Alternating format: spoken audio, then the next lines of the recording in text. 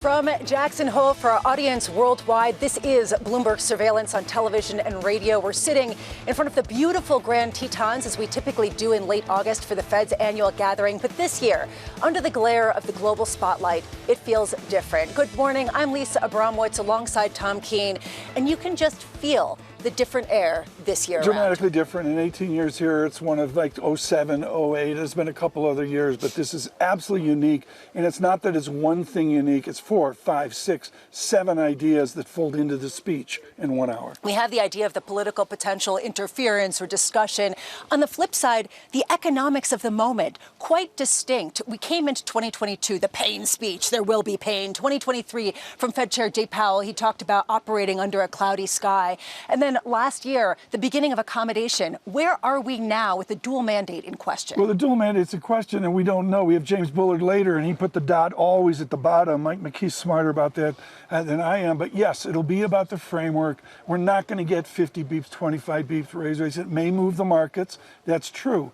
But the mystery here forward with the politics is the independence of this central bank, not only for America, but for the international audience as well. Which is the reason why a lot of people are looking at two particular securities. On one hand, 10-year Treasury yields, given the question of unmoored inflation or getting it under control. And then, of course, the dollar and how much it has weakened or will weaken going forward. To me, since the last Fed meeting, 10-year Treasury yields up 50 basis points right now, hovering just around that 4.3%. The dollar down 2%, weaker just by 2% at a time where there's a real question, what is going to be the release valve? I'm glad somebody did their homework here. I didn't do my homework. I'm going farther out the curve.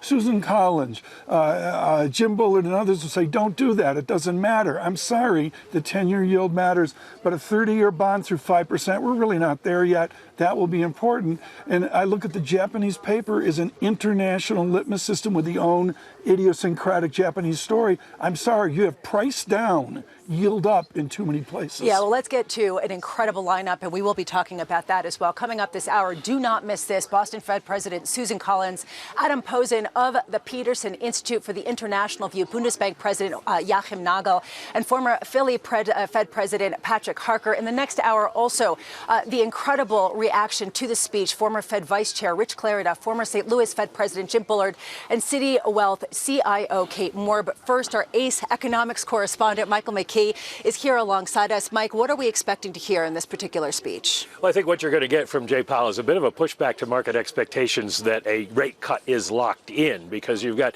two things going on: a slowing labor market, which would call for rate cuts, but inflation starting to tick up because of tariffs, which would call for at least holding.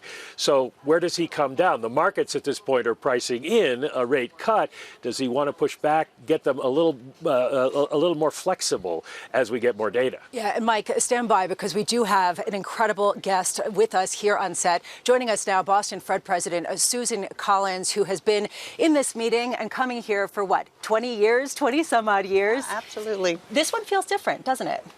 Well, there's a lot going on with this meeting, I will say, and delighted to be here with you. The framework review, which we will hear more about, very complicated context, obviously, and love to tell you a little bit about how I'm seeing economic conditions in the outlook. So let's get into that. There is this dual mandate that's in question, the idea of inflation versus labor.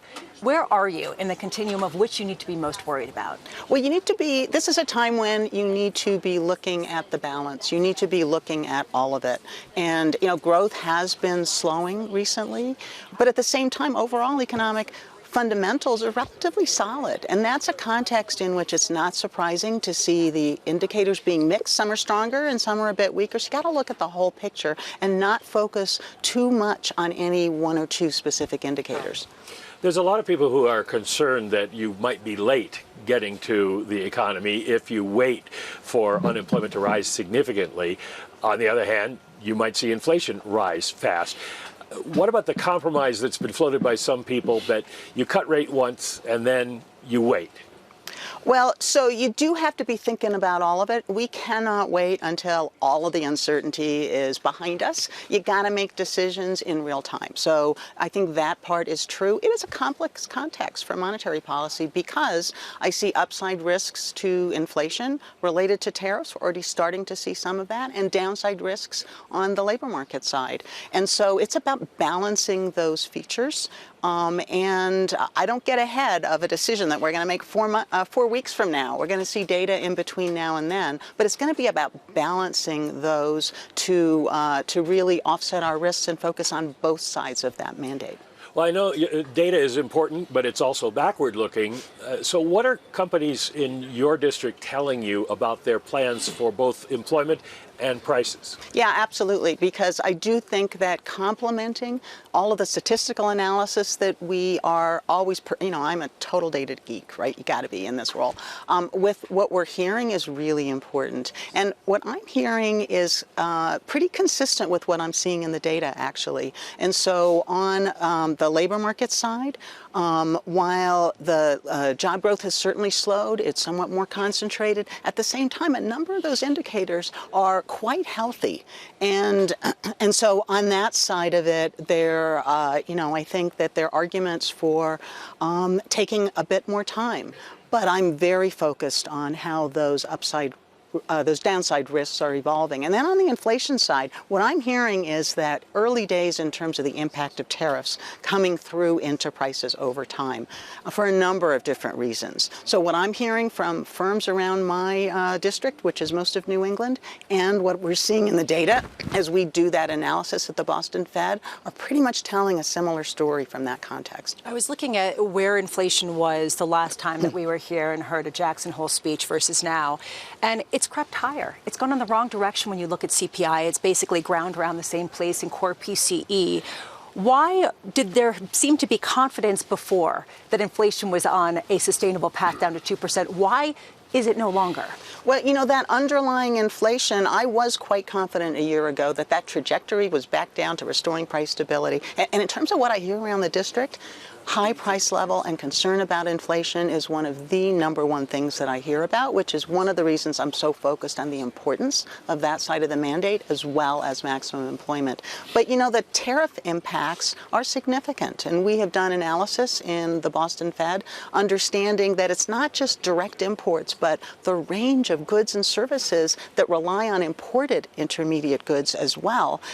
A much broader range. It would surprise many people how many kinds of services actually use imported intermediates as part of what's happening there. And so we are anticipating that over the next couple of quarters, so the rest of this year into early next year, inflation is going to remain elevated. And then my baseline would be it would start to come back down, but I don't rule out a larger and more persistent impact. But to Mike's earlier point, what is the harm in cutting by 25 basis points or even 50 basis points? Because would that really cause runaway inflation at a time when I know that the chair has talked about policy being relatively restrictive? Well, it's about the balance, right? I mean, the inflation side, and again, that is what I hear about in every conversation I have across the first district, which is most of New England. And so it's about balancing that commitment to restoring price stability with an understanding that preserving healthy labor markets also really matters for the public. And so doing that balance, I would say it's not a done deal in terms of what we do at the next meeting, but a range of possibilities is on the table, and we're going to get more data between now and then. Definitely, and everybody out there listening, that's good advice. Wait, don't bet yet. Is it more likely that we see a rapid rise in unemployment, because that tends to be what happens when it starts to go up, or a more long-term but steady rise in inflation that would lead to inflation expectations becoming unmoored? Well, so from my perspective, the risks on the two sides have come into rough balance. And so that's a really complex context for monetary policy when you could see the unemployment rate rising and you could see higher inflation. My baseline is not one that is as concerned about inflation expectations rising at the moment. Earlier in the year, I had more concerns about that.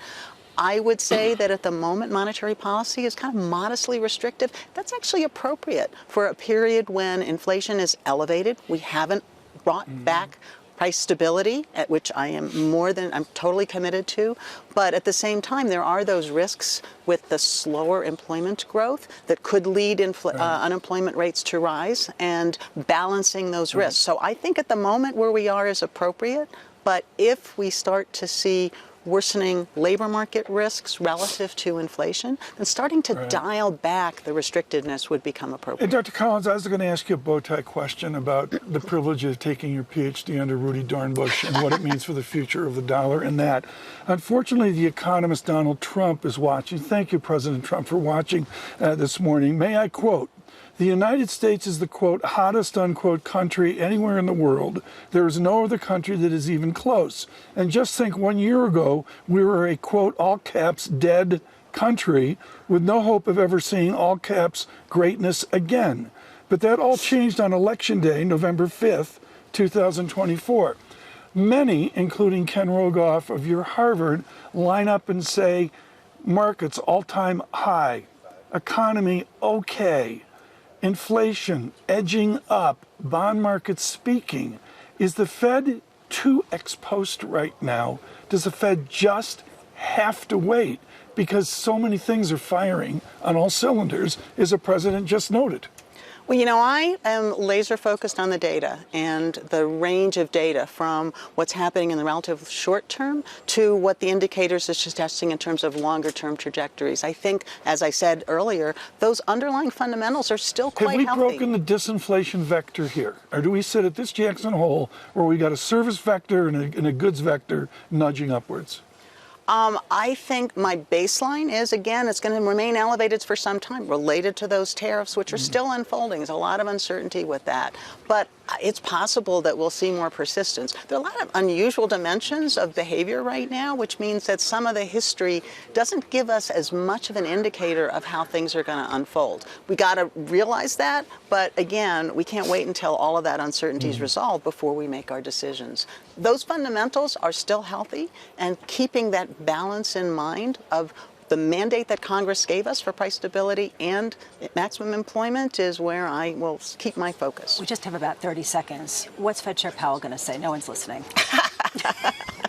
Well, I don't want to get ahead out of the chair. He's going to talk about, obviously, the framework. We have had a robust process there, which I'm, feel really good about, and about what he's seeing in conditions and the outlook. That was really good massaging. Boston Fed President Susan Collins, thank you so much. That was great. A word of that. She's going to talk about. She said that she's going to talk about economics. Clear. Yeah, basically. Yeah, that was sort of the intent. I mean, look, this is a complicated moment, and as you said, I mean, you've got the president coming out and jawboning.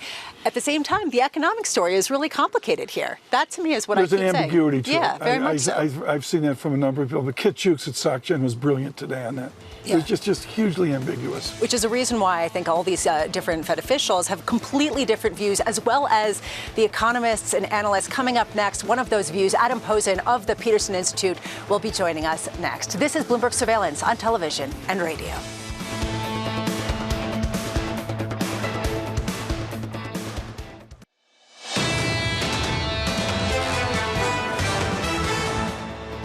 The last inflation report that came in, where you saw services inflation, which is probably not driven by the tariffs, really start shooting up, is a danger. That's a dangerous data point. I'm hoping that that's a bit of a blip. So I think we still have a fair bit of information that we're going to get before September or the whole fall to determine what path we're going to be on.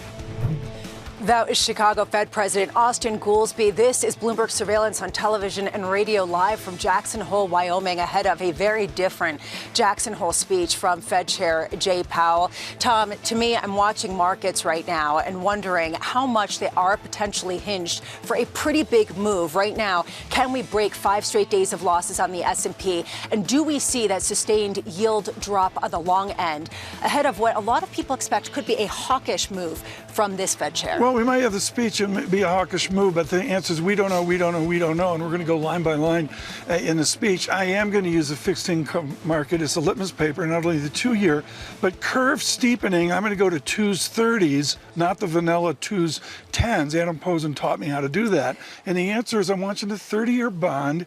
It's different in Japan, it's different in the US, it's different in Italy doing better than France right now in terms of yield. And the answer is it's going to be very nuanced internationally. Yeah, which is a reason why a lot of people from the international community are here joining us now, who has been writing fire recently. Adam Posen of the Peterson Institute for International Economics, who has been pretty aggressively talking about some of the harmful ramifications from a new world order. But before we get to all of that, I want to get to how this is set up and how this feels very different than previous Jackson Hole meetings. Thank you, Lisa, for having me back. It's good to be back with you and Tom, and you're right, it is different. It's different inherently because it will be Powell's last speech as chair, and he's had quite the tenure, and there's always the combination now, it so happens, of his potential legacy speech, talking about the framework review, and the fact that the economic situation is genuinely unclear. But then, of course, there's this whole overlay of the Trump administration's variegated attempts to put pressure on the Fed in an overt way, using personal attacks and using social media in a way that is unprecedented and harmful. I know that human nature is such that if someone tells you what to do again and again and again, and you have somewhat of a rebellious spirit, you want to do the opposite. And I wonder how academics who get together and who want to do what they think is right are erring on the side of being overly hawkish in order to sort of thumb their nose at what they see as political interference and something that isn't their fault. Do you feel that in some capacity? I feel they're thinking about it. I feel that they're trying to be very self-aware of that. And there is a history, Lisa, of central bank independence, and Tom and I are old enough to remember this, that when the Bundesbank was like the leading bank setting policy outside the U.S., whenever a left-wing finance minister, or for that matter, a conservative finance minister would say, you're too tight, the central bank would explicitly, Hans Tietmeyer would explicitly say, you yell at me, I'm not doing anything. So there is that element. But I think what Powell has said, what President Collins, who you just had, has said, is they are trying to make the right call in the economy.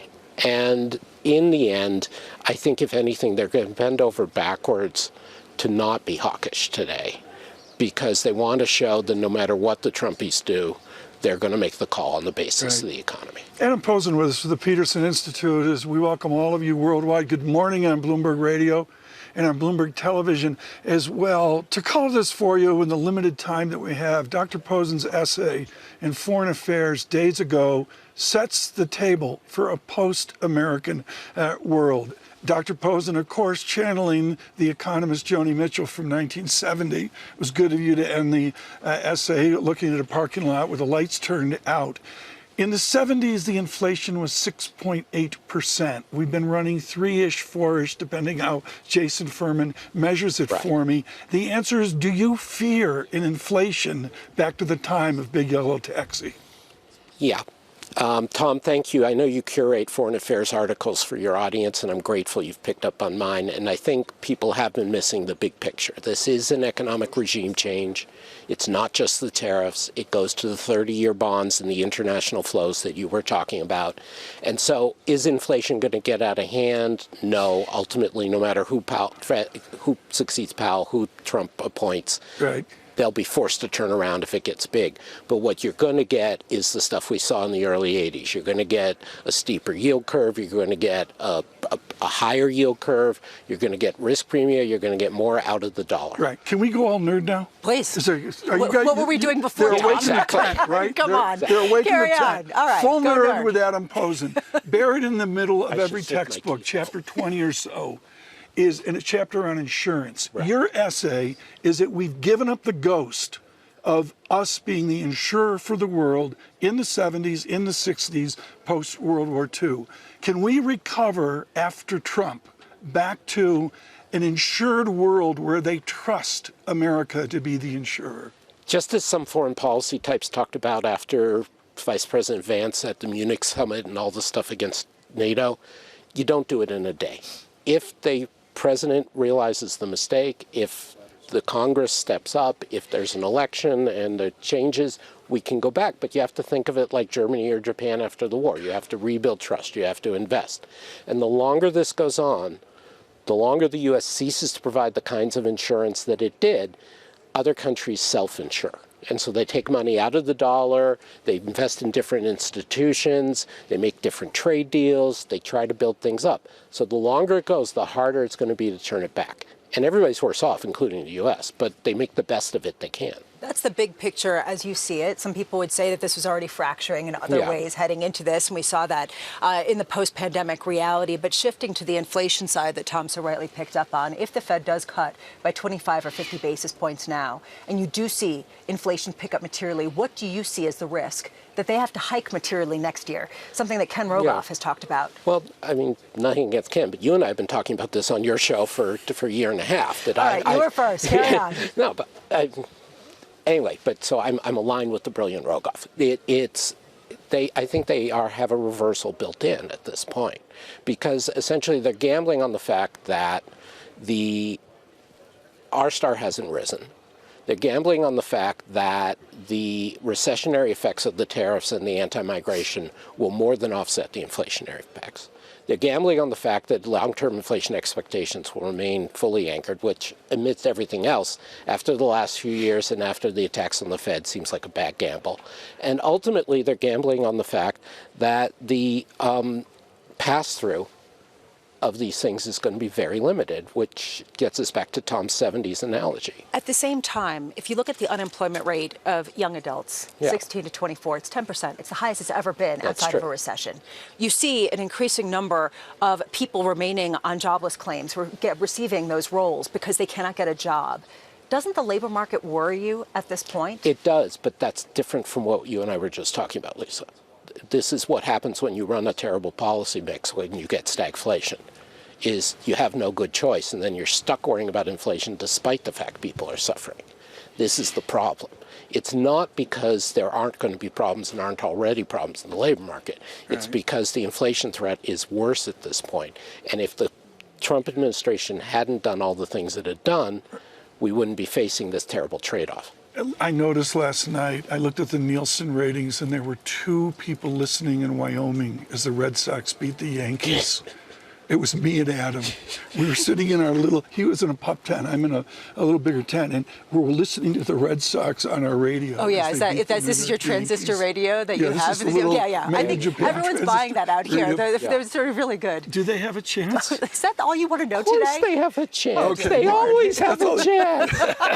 Adam Posen of the Peterson Institute for International Economics, on policy, and on the Red Sox. Thank you so much for being with us. Thank you, Lisa. Tom, is that what you were doing last night? The whole night you were watching the Red Sox instead of... No, I was you watch it on radio, and it's great. It's like they're playing in August. The games matter. We're not the Yankees. Well, in seriousness, this is really the key debate. What is the potential risk-reward of cutting now? Not just because of any political pressure, but also because there is a sign of weakness in the labor market at the same time that those inflationary pressures It doesn't make good news for radio and TV, but the framework is important.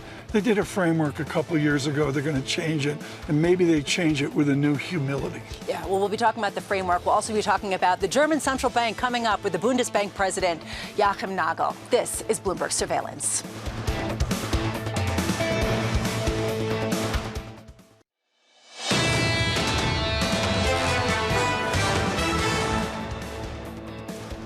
Can we break 5 straight days of losses in this August lull? Moments away from the start of trading, I hear Tom saying that this is gloomy. Well, it's less gloomy when you take a look at S&P futures up about 0.3% as we have just seconds. Meanwhile, yields just slightly lower on the long end as people look to potentially a more hawkish message from the Federal Reserve. The Nasdaq trying to bounce back as well, and the Russell 2000 up some 0.6%. We do have an open market at this moment, and we are looking at yields that are lower on the day, at least in the long end. Front end is up just a touch. When you take a look at what's going on, expectations for a Fed rate cut next month have gone from 90% to 70% come in a little bit in the past week. And they wait for the next tea leaf, right? Yeah, well, including a speech. Well, I mean, we've gotten some data from it. It's not just tea leaves, but yes, we've got a speech coming up. Can we go to WEI and get rid of the Brammo gloom here and mention that year to date we're in a raging bull market? Okay, and I was dollar just giving adjusted, a sense of where we were coming from. The DAX in Germany is a Saturn V moonshot of superiority.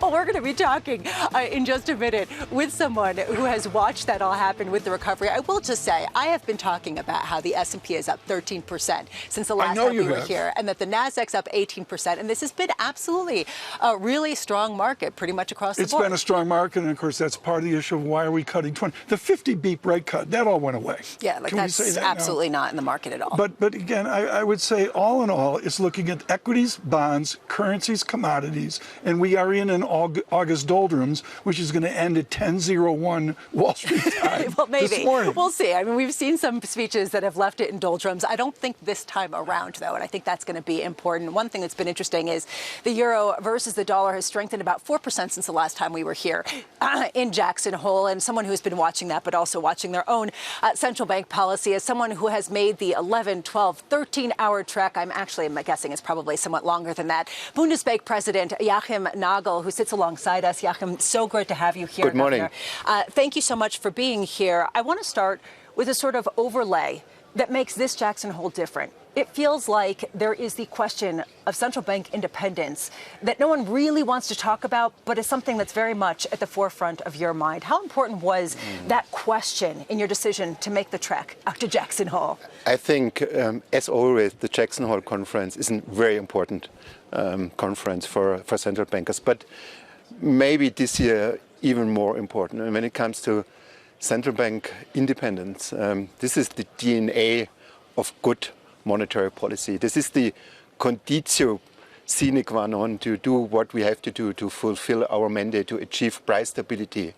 And so central bank independence, we have to fight for it. Do you have any fear that that has already been compromised in some capacity in the Federal Reserve, which people used to call the central bank to the world? Let me put it like this. I don't want to comment on US politics. I hear one or the other comments I really do not like.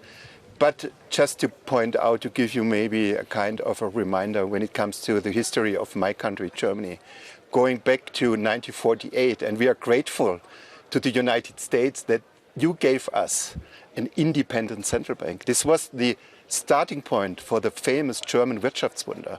So central bank independence is key to achieve price stability, to build the basis for economic growth. So we have to take this into account. This is critically important, and to me, this Jackson Hole is far more international than any other Jackson Hole I've been at. Bill Rhodes' great phrase, central banker to the world. Jerome Powell has to speak today to the developed nation central banks and also fragile EM central banks as well. What's the message you need to hear from Chairman Powell that reaffirms independence at a central bank?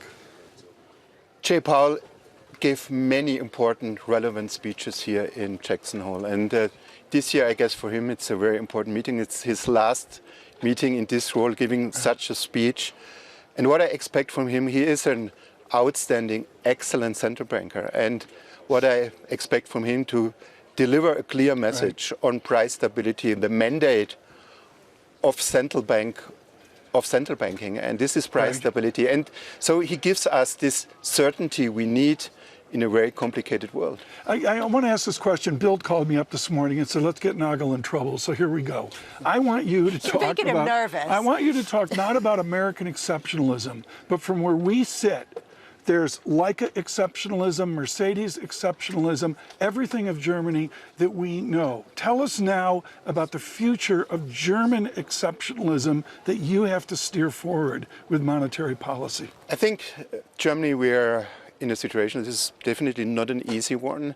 When you take the second quarter numbers for GDP, it was minus 0.3. So this year we expect maybe stagnation or a mild recession. But what I can tell you and what I can promise to you is that Germany has the capability to adapt to different situations. I think the world is changing. We are not happy with the current situation, so the trade conflict and everything is definitely not helpful. But at the end, we showed in the past our, let me say, strengths to come back and have a strong economy. Post-Trump, can you and France and the other leaders of Europe reaffirm that growth, that spirit of growth that you had?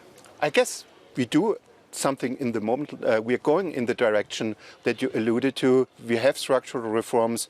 We will do a lot of spending in new investments over the next year. So I think we do a lot of things in the moment, and I can guarantee you that there is a strong coalition on the European side. Germany, France, this axis is working again. And so I'm really confident that we can achieve a lot. Given the fact that you could see some sort of mild recession in Germany, are you open to cutting interest rates further? After getting to 2%, which is sort of balanced, is it appropriate to become a little bit more accommodative? Maybe a mild recession for this year, yes, this is true. But maybe we have also to think about that next year economic growth, there's a high probability that economic growth is coming back. When it comes to interest rate policy, I believe that we are in a kind of equilibrium. We have a 2%. We are on our target. This is good news. Interest rates are at 2%. So this is an equilibrium. So I do not see so many arguments that brings me to the point that we should do that we should do more here. So it's something.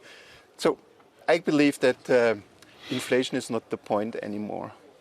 Inflation is not the point anymore, that now it's potentially growth. We are on our target. But this is the issue. If inflation is not the issue, at what point do you see risk of disinflation, given the fact that the euro has been strengthening, right? That's importing disinflation. You have the potential for Chinese goods to be coming into the European region, cheap Chinese cars, that's sort of the cliche, that could lower prices. At what point are you going to be fighting disinflation again? Well, it's definitely not time for complacency. So taking, for example, service inflation is still very high. It's above 3%. So we have to have this wait-and-see attitude. So this meeting-to-meeting approach is, I guess, the best way to do monetary policy in the euro system. When it comes to our September meeting, we will get new data, new projections, and then we will see. But at the moment, if I take all the numbers that I know, PMI numbers, I think not giving me enough arguments to change change the bars. How high is the bar to cut again? I think the bar is high. And so it needs a lot to convince me to change monetary policy. The day after Russia invaded Ukraine, I had the honor of David Folkert's Landau on, and he was absolutely brilliant in predicting the fiscal expansion, the unleashing of a fiscal impulse across Europe. You're providing leadership on that. Is there a new nominal GDP to Germany which makes the business process that the Bundesbank looks over more, you're not going to like this phrase, but more Anglo-American, more modern, more new world? Is there a new nominal GDP permanence because of this fiscal impulse? I think Folkert's Landau made a great analysis in 2022. But let me take this opportunity first to say Russia has to stop this war. I think this unprovoked war of aggression against Ukraine did a lot of harm to us. I think, first of all, this war has to be stopped. And then I can give you maybe my interpretation of the current situation. Yes, you can say, well, this was an eye-opener for Germany, for the whole European Union. And we should take every step that is necessary to become more competitive. Do you see, this is so important, I have to interrupt. Do you see a new German political regime led by Mr. Merz, where there'll be a new impulse by Germany to say to Russia, stop? I think Friedrich Merz, the new chancellor, he did it right over the past couple of months since he is in office. So he did a lot of reforms. I think he put the right things into the cupboard and say, well, we have to improve on all the structural issues. And I guess it was the right policy up till now. But now we have to implement all the things. Now this is what I can say from a central bank perspective. Now we have to come into action. We have to do it. The money is there. The funding is there. Now we have Is the will? I think there's a political will to do it, definitely. We're about 20 minutes away from the Jackson Hole speech from Fed Chair Jay Powell at a time where all of these different international issues are very much at the forefront. A big question will be domestically how it sort of has ramifications on rates, and internationally the currency blowback as well. How independent are your policies from what the Fed does? In other words, how susceptible are you to either a more dovish or a more hawkish Federal Reserve? I think central banking in a globalized world is like family business. So we are looking at each other for sure, but we are doing our own monetary policy. We are checking our data. Yes, we know that there are some spillovers from the US policy to the euro system, but we are doing our independent own monetary policy. One real ramification that people have looked at so far this year has been the dollar and how much it's weakened, particularly against the Europe. In the first 6 months, we've seen sort of a plateauing out recently, and I am wondering how much of a concern that is for you. I know that different people have talked about levels at which point it becomes a concern. Is there a point where you start to say, maybe this strength is something we don't really want? So when it comes to exchange rates, I'm often, let me say, not too outspoken. What I can see when I'm checking the data, if you take the long-term mean of the exchange rate between the US dollar and the euro, so we are pretty much on this mean. So it's not something that is maybe producing too many concerns. Joachim, I'm Mr. Outdoors, and so I have a question. Do the Tetons compare to the Ibsy Loop? Oh, yeah, you also have Bavaria? incredible language. Is this like even close to The Hills Are Alive with the Sound of Music? I did a lot of hiking here. The Tetons are outstanding. It's so nice to be here.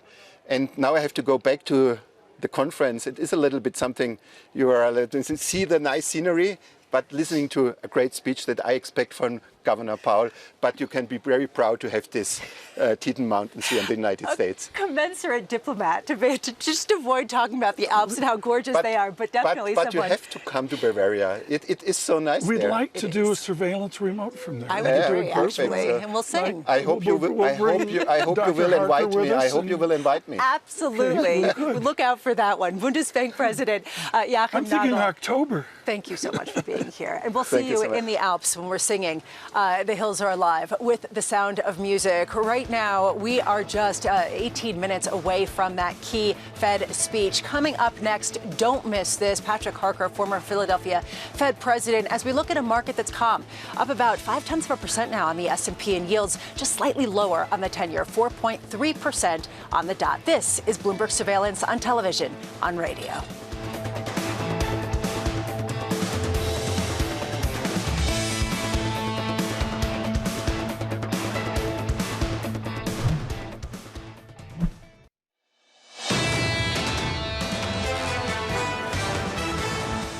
There may be a change because I don't see any chance that there's a nod toward a September cut or any promise of a September cut. I think he's going to focus primarily on the decision framework and not give any indication of where he's leaning for September. That was former Fed Governor Betsy Duke. As everybody waits for that key speech in about 14 minutes' time, we will hear from Fed Chair Jay Powell here in Wyoming. This is Bloomberg Surveillance on television and radio. As we count you down to that speech, we do see in markets a sense of calm after 5 straight days of losses, after a lot of gains, Tom. We've had a big market gain this year. We did see we saw a pause in August, 5 days of losses, and now we're up about 0.5% on the S&P and seeing yields come in just slightly. I take umbrage. We've forgotten what a correction is. We've forgotten what a bear market is, and we've forgotten what a 35% drawdown is. We could still mention that markets were down for 5 straight days because in a row. Because we're Abramowicz, and that's what we do. We got even though you did see a camera, 13% increase for the S&P 500. This is going to go in circles. We're going to be flames is what we're doing. Right now, let's have someone save us. Michael McKee is going to join us, and he's going to try to weigh in on this. Am I going to save you? You're going to save us, idea absolutely. I'm going to save you. But also who's going to save us is a former Philadelphia Fed President Patrick Harker, who joins us here on set after a sojourn in Yellowstone. You wonder why everyone knows now. Everybody knows that you are hiking in Yellowstone. We've been talking about this with everyone, that it feels very different this time around. How much behind closed doors do all of the Fed members talk about the importance of central bank independence? Is that something very much at the forefront of their minds? It's essential. It's absolutely essential. We know history, right? We know when that gets lost, what happens. We know that in this country. and we know it in countries around the world. So it is absolutely critical, the independence of the Fed. That does not mean the Fed is not held accountable. I think this is important. Independence doesn't mean you get to do whatever you want to do. There is still an accountability. There's an accountability to Congress, and there's an accountability to the markets, right? There's an accountability to the American people more generally. So I think you can't lose sight of that.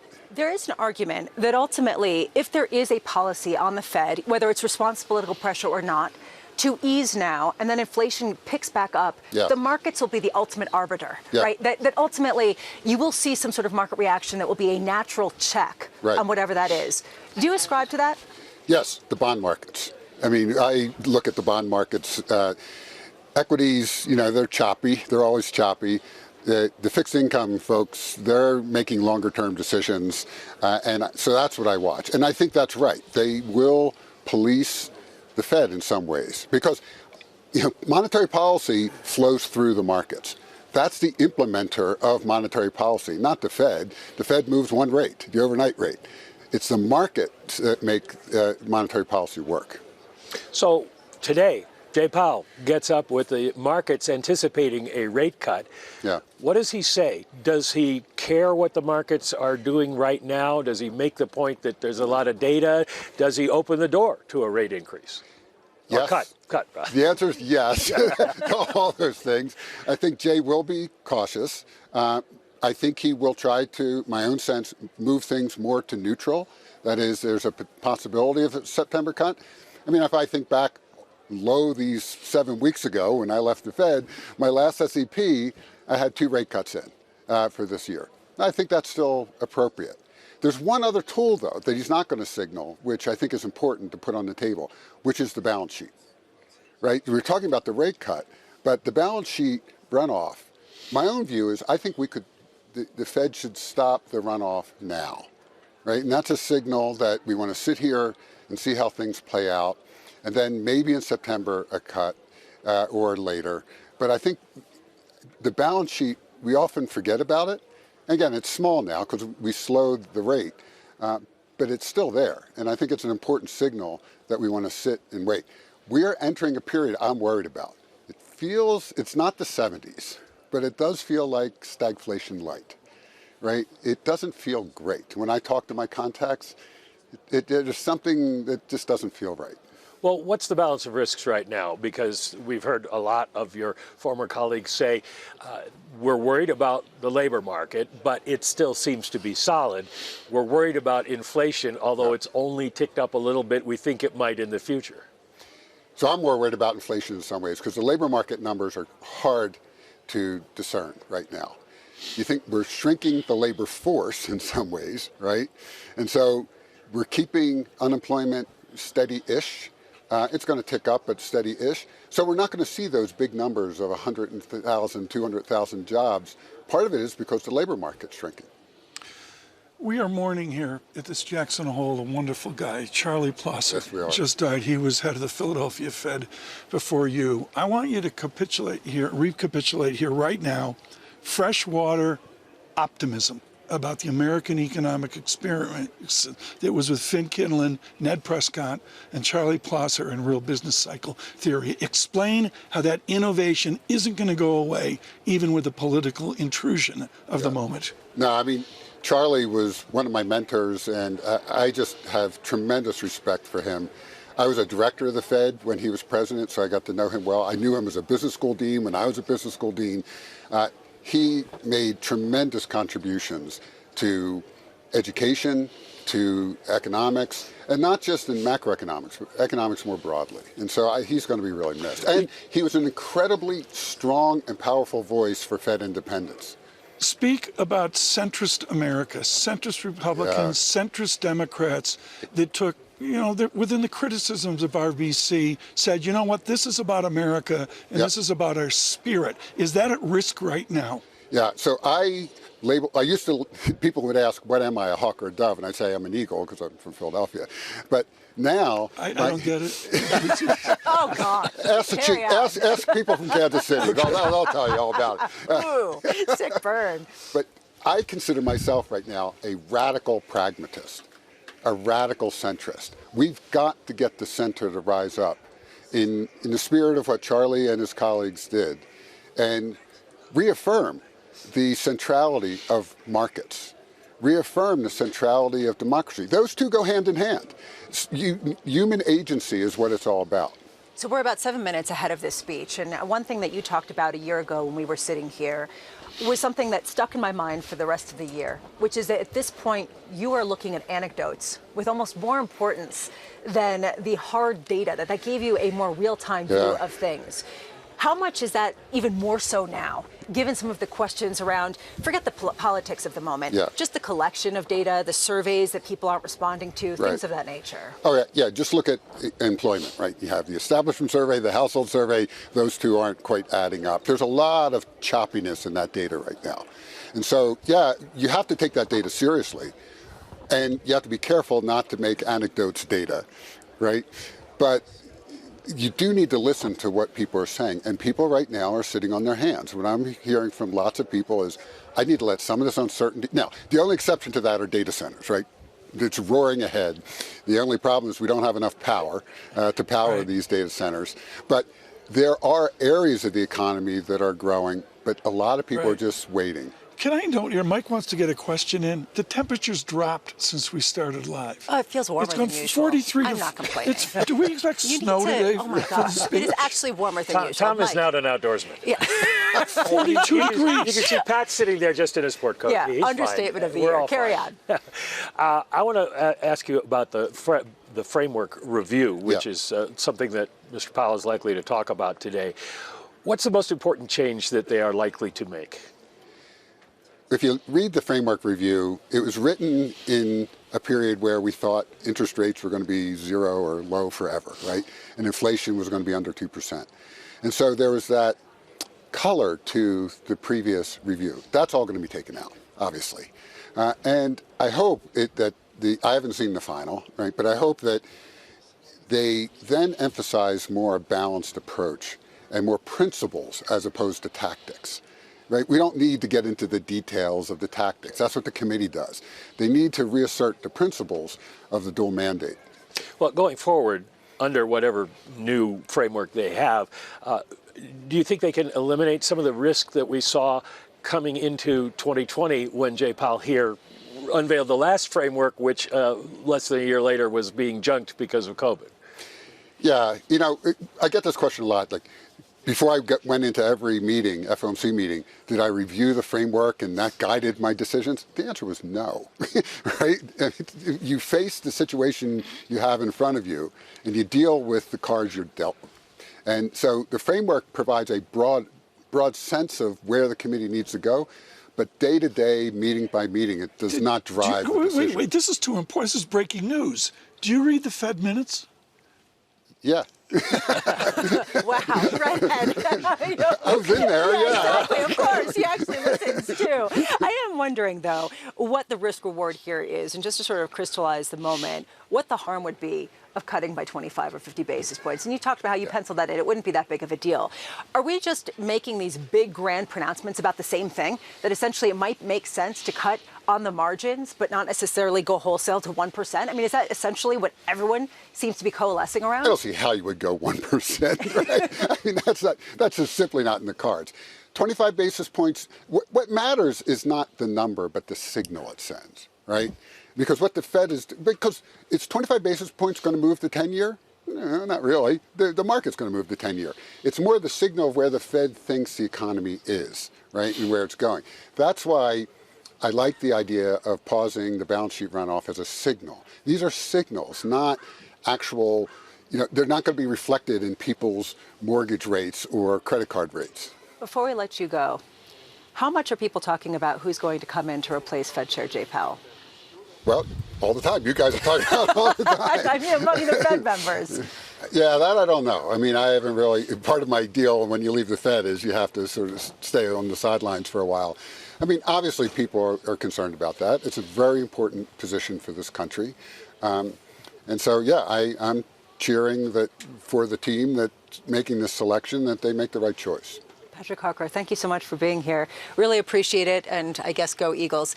Patrick Harker, former Philadelphia Fed president. We are awaiting that speech from Chair Powell, who is going to be speaking here in Jackson Hole in less than 3 minutes' time. Mike, we have been hearing from a number of people the fear of a 70s type of stagflation light. Not exactly 70s, but that seems to be the emphasis so far in the Fed speak we've heard so far. Well, it's the data that we're seeing. We're seeing a slowdown in the labor market. We're seeing an increase in inflation. But I think the emphasis at this point would be on the light part of it, because it's nothing like what happened in the 1970s. And this is also very early in the process. We recognize what's going on because of what we went through the last time. So the Fed can react. And in the current framework, and I assume this will stay in the future framework, the Fed will do whatever it needs to do to keep price stability. That's going to be their main focus. And if that's the case, then hopefully they are ahead of any stagflation. Totally unfair question to you, but I'm going to go with it. With a new framework, whatever it may be, does the Fed become ever more ex post, after the fact, waiting for data?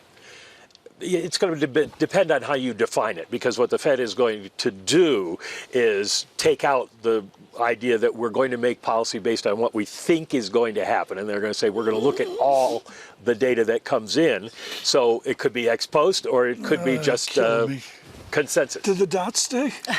Look, the dots are, it's all the communication tool. And how do you communicate? Maybe get on Twitter. I will say that we are waiting for Jerome Powell to come out and give his speech. We're less than a minute away. Unclear exactly how he prepped for it. How do you think he prepped? He had breakfast at the Pioneer Grill. You saw him? I said good morning to the chairman this morning, and I did not see if it was, I didn't see if he went healthy or full English. Oh, yeah. I can guarantee he didn't go full English ahead of this, but this is going to be a monumental moment for him. His last speech at Jackson Hole as Fed chair, with the whole world watching. Does he address independence? Does he deal with the inflation side of the mandate more than potentially the labor market side of things? And frankly, the international feel here, really notable, as you mentioned. To me, that's a major theme for me, is the international community is screaming. Yeah. Micah has some headlines. The headlines are out. The chairman has started speaking, and here is the key phrase. The shifting balance of risks may warrant adjusting policy.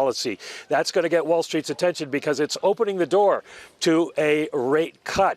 Here's the key sentence. With policy in restrictive territory, the baseline outlook and the shifting balance of risks may warrant adjusting our policy stance.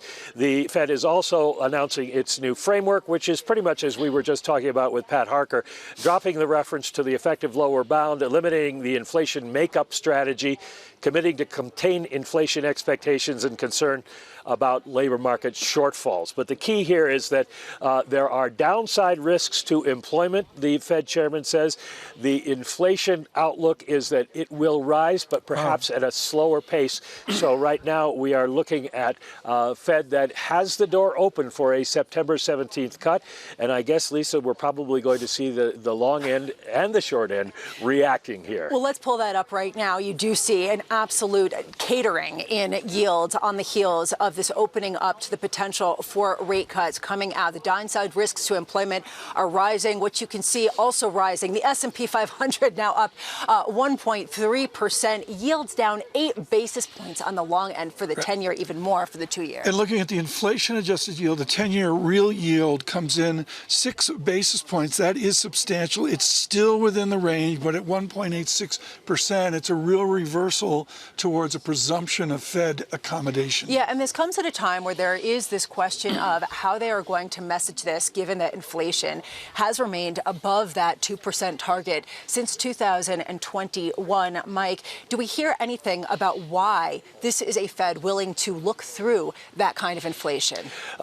They do anticipate that tariffs are going to add to inflation, and they think it will take place over time, but they're still looking, at least as Chairman Powell puts it, they're still looking at these as one-time price adjustments within each sector. So it's likely that inflation is going to go up, but then they think it stabilizes and might go down again. Well, right now, let's take a listen to Jay Powell, chair of the Federal Reserve. In my remarks today, I will first address the current economic situation and the near-term outlook for monetary policy.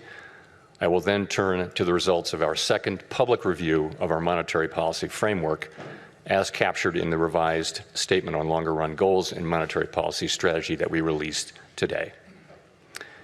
When I appeared at this podium 1 year ago, the economy was at an inflection point. Our policy rate had stood at 5.25% to 5.5% for more than a year.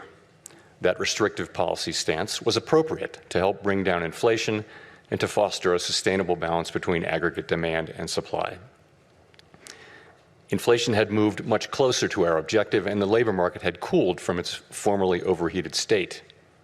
Upside risks to inflation had diminished, but the unemployment rate had increased by almost a full percentage point, a development that historically has not occurred outside of recessions. Over the subsequent 3 Federal Open Market Committee meetings, we recalibrated our policy stance, setting the stage for the labor market to remain in balance near maximum employment over the past year.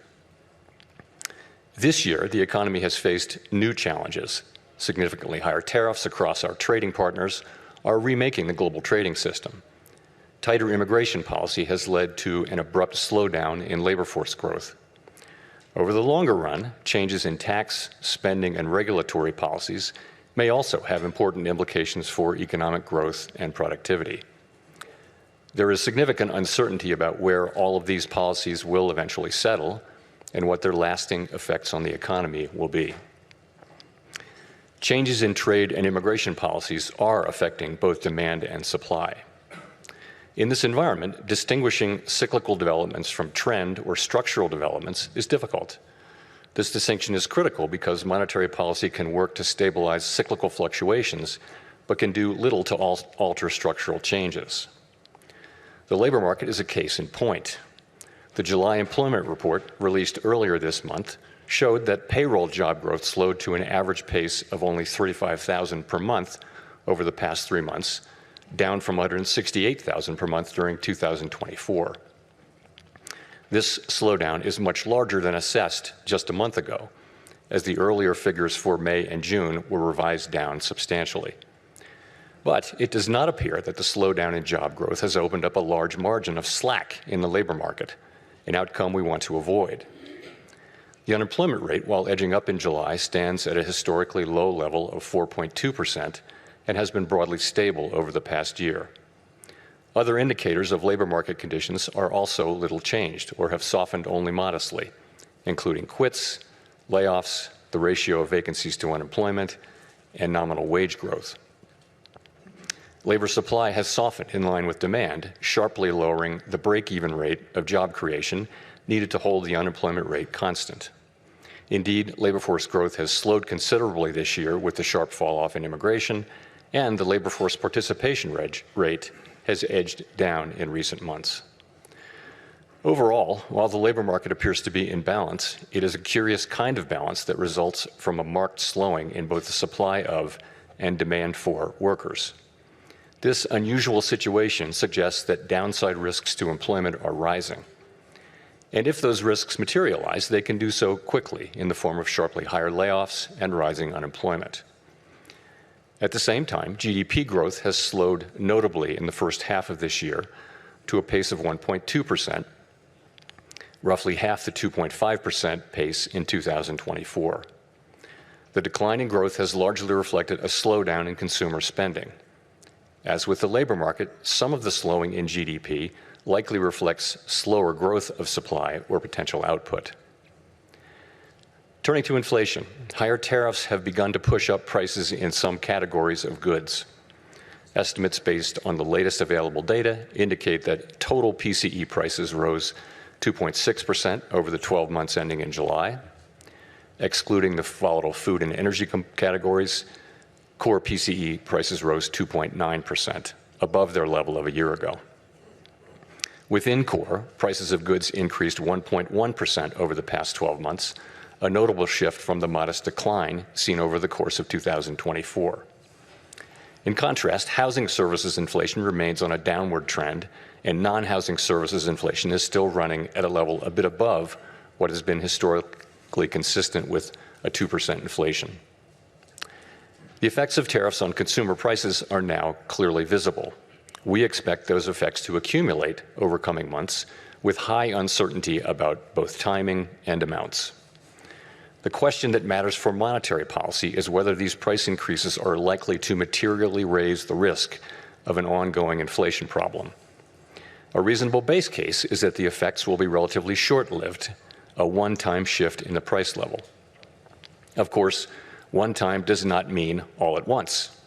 It will continue to take time for tariff increases to work their way through supply chains and distribution networks.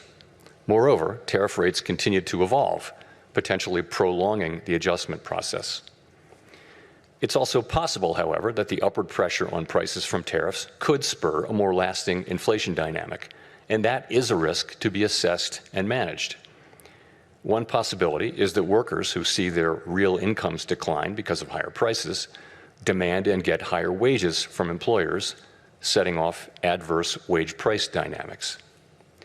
Given that the labor market is not particularly tight and faces increasing downside risks, that outcome does not seem likely. Another possibility is that inflation expectations could move up, dragging actual inflation with them. Inflation has been above our target for more than 4 years and remains a prominent concern for households and businesses. Measures of longer-term inflation expectations, however, as reflected in market and survey-based measures, appear to remain well anchored and consistent with our longer-run inflation objective of 2%. Of course, we cannot take the stability of inflation expectations for granted. Come what may, we will not allow a one-time increase in the price level to become an ongoing inflation problem. So, putting the pieces together, what are the implications for monetary policy? In the near term, risks to inflation are tilted to the upside and risks to employment to the downside, a challenging situation. When our goals are in tension like this, our framework calls for us to balance both sides of our dual mandate. Our policy rate is now 100 basis points closer to neutral than it was a year ago, and the stability of the unemployment rate and other labor market measures allows us to proceed carefully as we consider changes to our policy stance. Nonetheless, with policy in restrictive territory, the baseline outlook and the shifting balance of risks may warrant adjusting our policy stance. Monetary policy is not on a preset course. FOMC members will make these decisions based solely on their assessment of the data and its implications for the economic outlook and the balance of risks. We will never deviate from that approach. So, turning then to my second topic.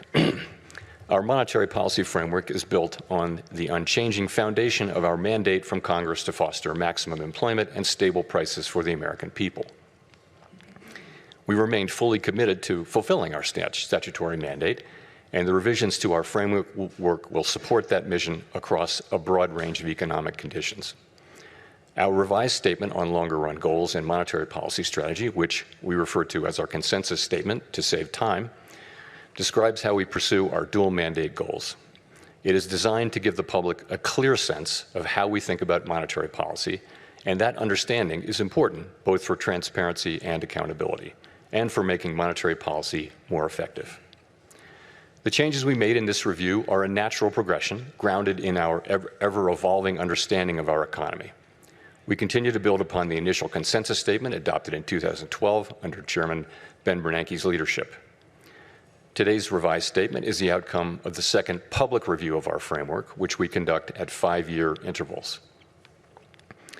This year's review included 3 elements: Fed Listens events at reserve banks around the country, a flagship research conference, and policymaker discussions and deliberations supported by staff analysis at a series of FOMC meetings.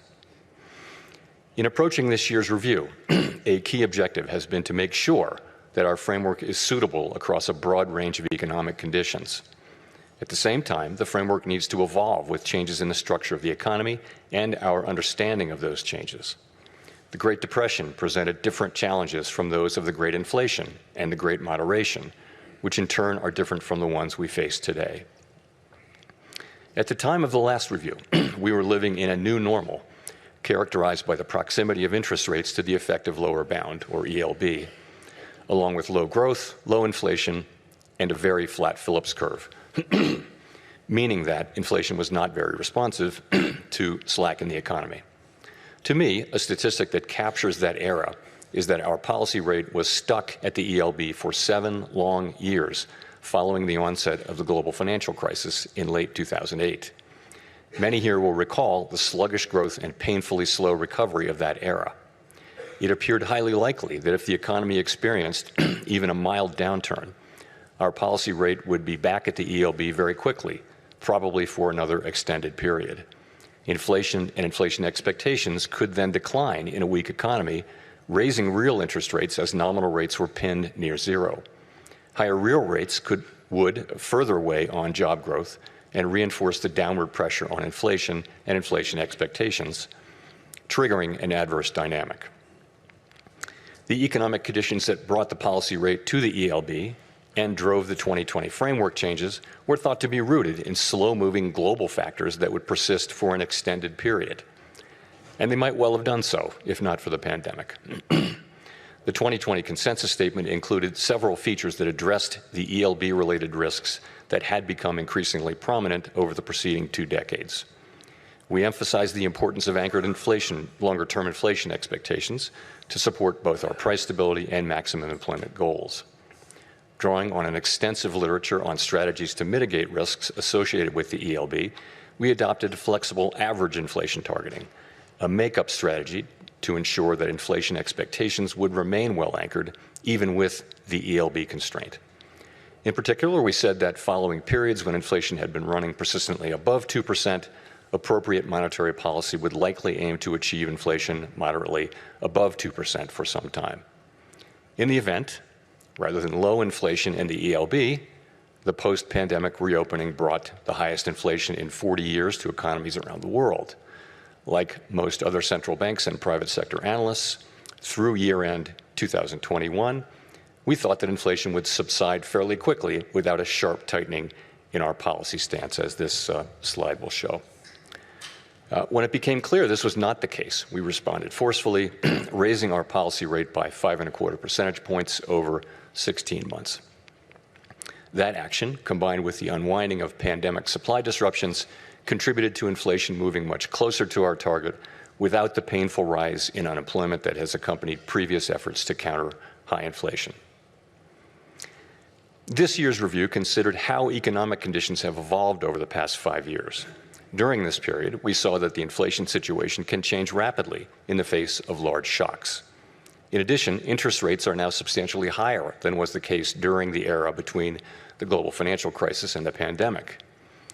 With inflation above target, our policy rate is restrictive, modestly so in my view.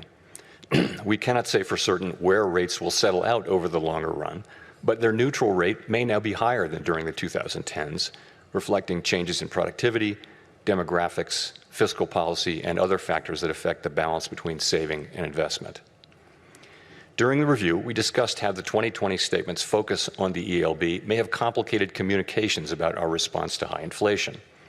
We concluded that the emphasis on an overly specific set of economic conditions may have led to some confusion, and as a result, we made several important changes to the consensus statement to reflect that insight.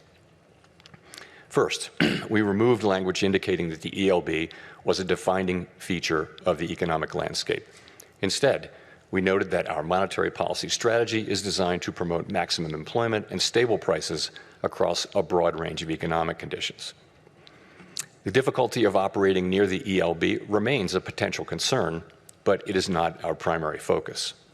The revised statement reiterates that the committee is prepared to use its full range of tools to achieve its maximum employment and price stability goals, particularly if the federal funds rate is constrained by the ELB. Second, we returned to a framework of flexible inflation targeting and eliminated the make-up strategy. As it turned out, the idea of an intentional moderate inflation overshoot had proved irrelevant. There was nothing intentional or moderate about the inflation that arrived a few months after we announced our 2020 changes to the consensus statement, as I acknowledged publicly in 2021. Well-anchored inflation expectations were critical to our success in bringing down inflation without a sharp increase in unemployment. Anchored expectations promote the return of inflation to target when adverse shocks drive inflation higher, and limit the risk of deflation when the economy weakens. Further, they allow monetary policy to support maximum employment in economic downturns without compromising price stability. Our revised statement emphasizes our commitment to act forcefully to ensure that longer-term inflation expectations remain well anchored to the benefit of both sides of our dual mandate. It also notes that price stability is essential for a sound and stable economy and supports the well-being of all Americans. This theme came through loud and clear at our Fed Listens events. The past 5 years have been a painful reminder of the hardship that high inflation imposes, especially on those least able to meet the higher costs of necessities.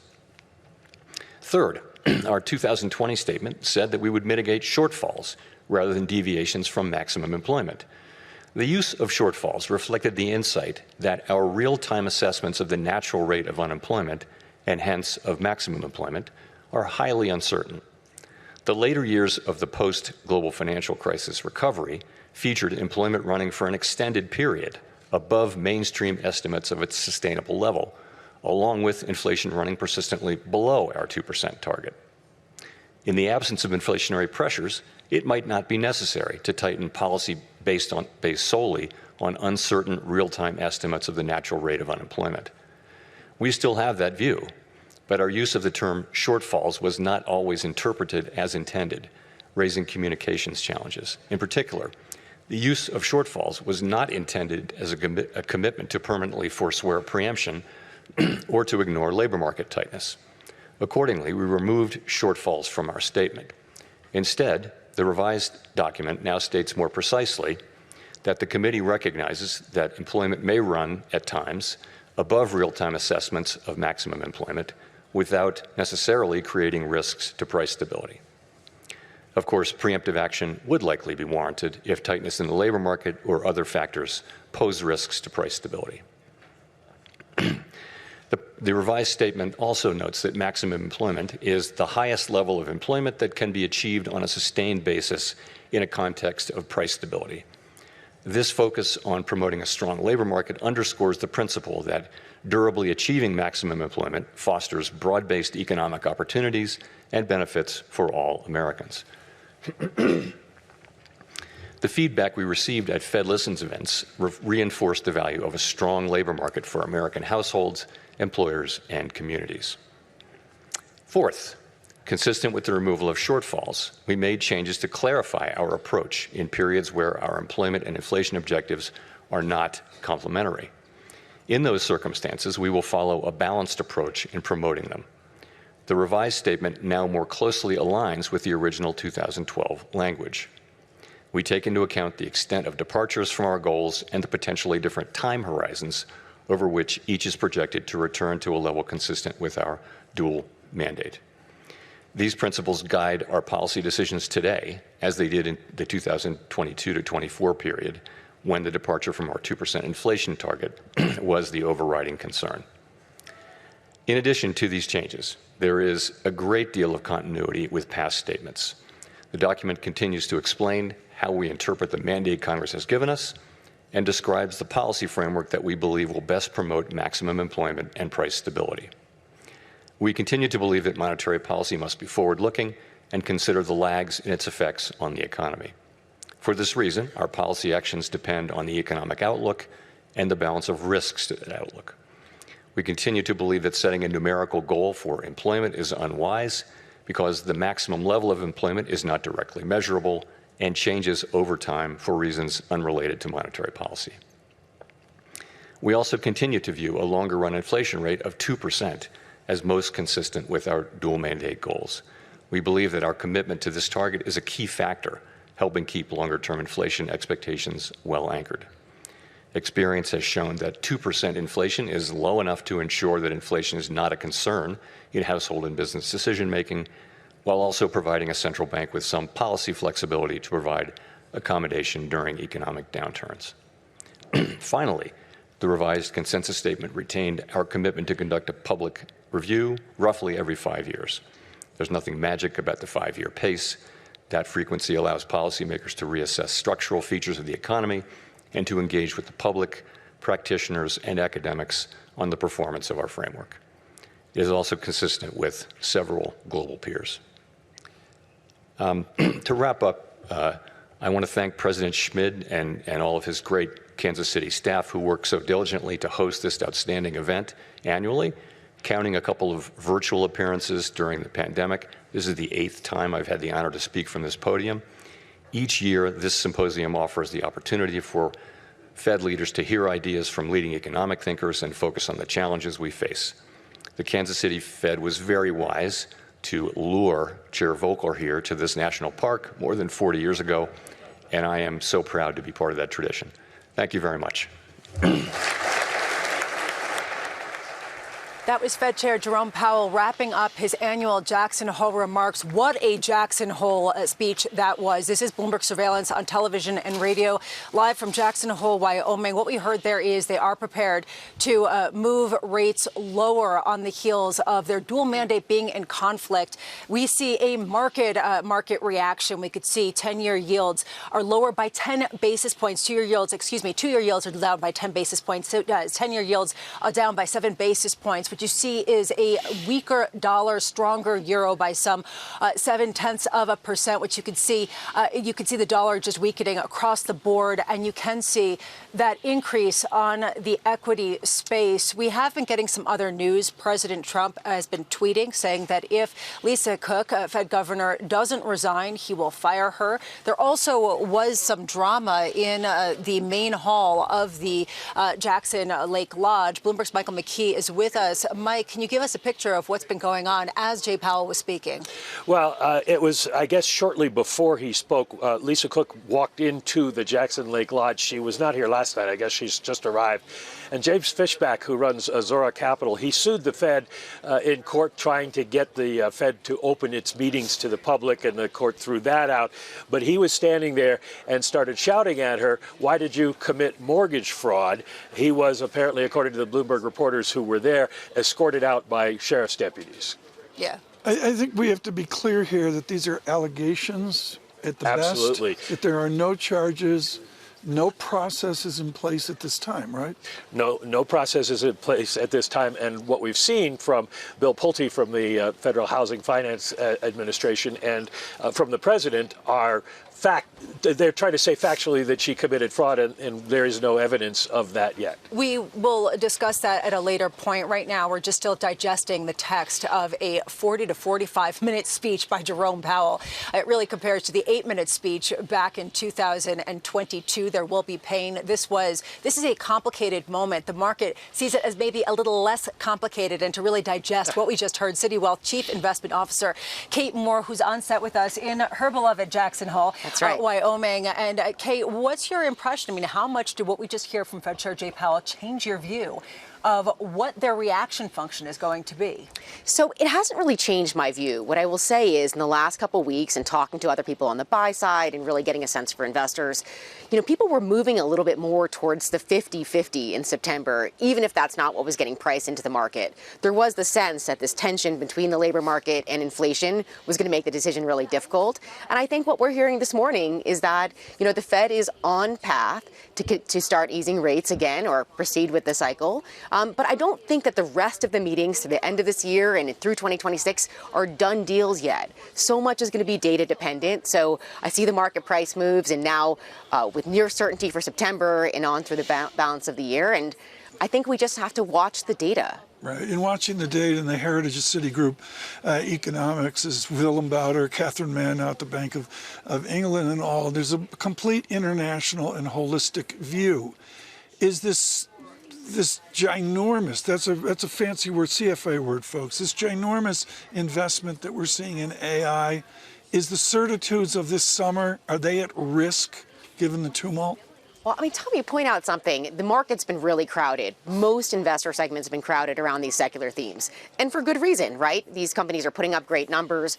Every company across every industry is investing in AI and technology. So if you had uncertainty around policy or economic growth or geopolitical tensions or international relations or, fractures in the U.S. consumer, everyone was crowded in this space. That said, they're not crowded because these are companies with, they're crowded because these companies have great fundamentals and the path forward looks great. But what we'll have to see as we go into the back end of the year, if we get okay growth numbers, or if we get inflation that's a little bit too perky, if we get rotations in the market. I think some of the rotations in August into the small cap was unwarranted, in my view. So we are sitting here after digesting that speech, and I'm going to have to go read it about 3 more times to really internalize all of the complicated messages laid out by Jerome Powell in his last speech as Fed chair. Mike, before we continue, Michael McKee here, our chief economics correspondent, can you just wrap through some of the key headlines once more so that we can really understand just how big of a policy shift in some ways this really was? Well, it's a policy shift, but one that has been signaled for a little while, which is why the markets have been buying into it. But Powell basically accepted the market's argument that it looks like the labor market is weakening, and that is a threat to the overall economy. And inflation is rising, but it may not rise as quickly as the Fed had feared. And so therefore, the door is open to a rate cut if we get supportive data from the CPI and the employment report that we get at the beginning of September. Now, the thing about what he said today that I think is important is once you open the door like that as Fed chair, it's almost impossible to close it. It would take a lot in these data points that are coming out to change that view. And the market's going to go overwhelmingly towards the idea of a rate cut. So he's pretty much baked it in at this point. So I think what then happens is it goes to Kate's point about where we go from there. The focus will be on the other 2 meetings this year and then what you do into 2026. And I think if you asked the chairman, he would say, we don't know yet. That's the data dependent part. But for right now, we're going to give you what you think you need. And right now, what you are seeing is almost a certainty priced in for a rate cut next month. But Kate, one other thing you're seeing is weakness in the dollar on the heels of this. Yeah. Do you expect that to be very much an ongoing theme? And it just kind of edifies it, given that this is taking the dovish approach. Yeah, we had a pause in terms of the weakening of the dollar after a really vicious weakening in the first part of this year. And I've heard a lot of currency strategists say, we're going to tread water for a little bit. We've made a lot of the adjustment. But if the market really believes with high conviction that we're going to continue on a rate cutting cycle, I think it's fair to assume that the dollar would weaken a little bit. I think most people would say over the longer term, they agree that the dollar has been overvalued for a considerable period of time. And I expect that we'll see a little bit more of that adjustment.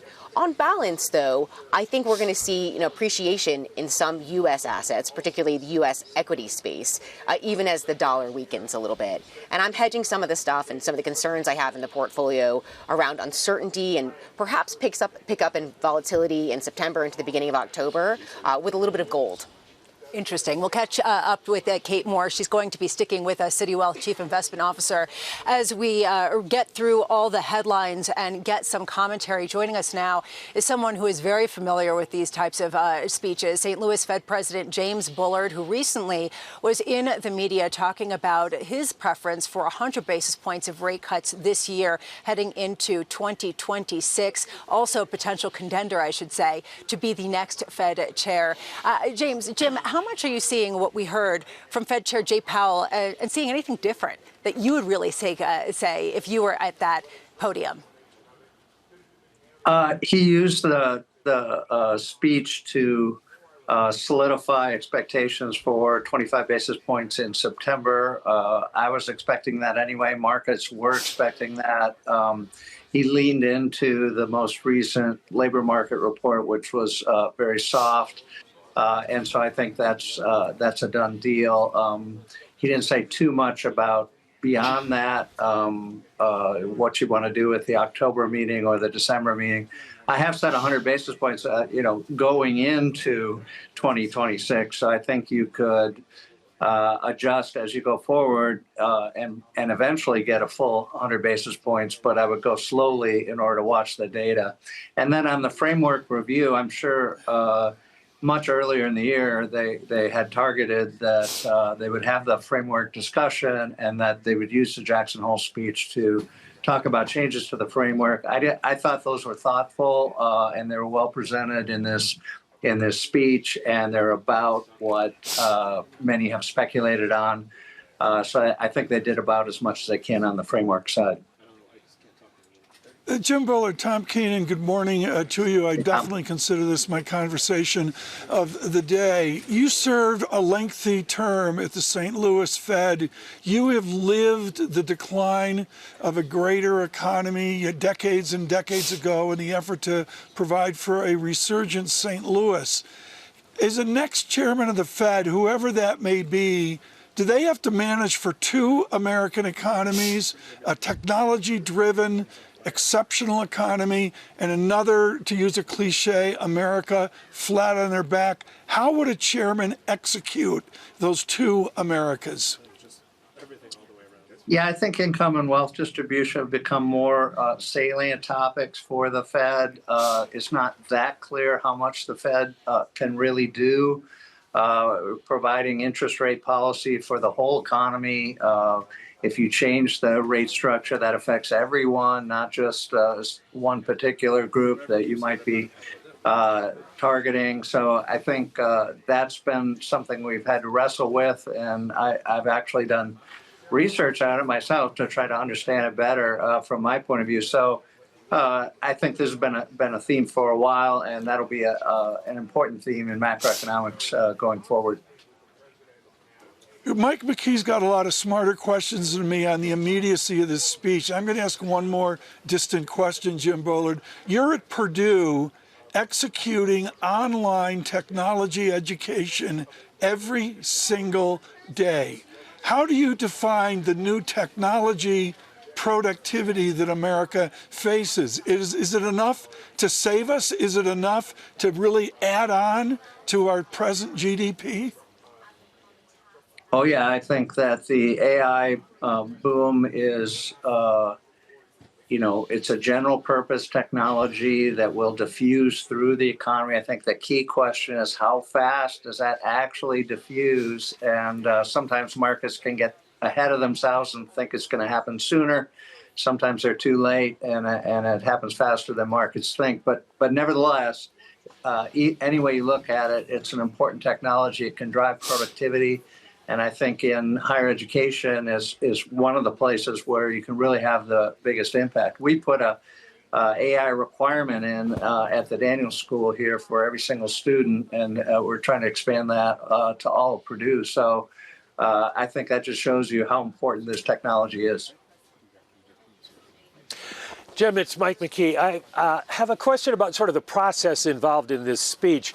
The chairman is giving his own speech, but basically when he says it's time to maybe adjust policy, he's speaking for the entire Open Market Committee.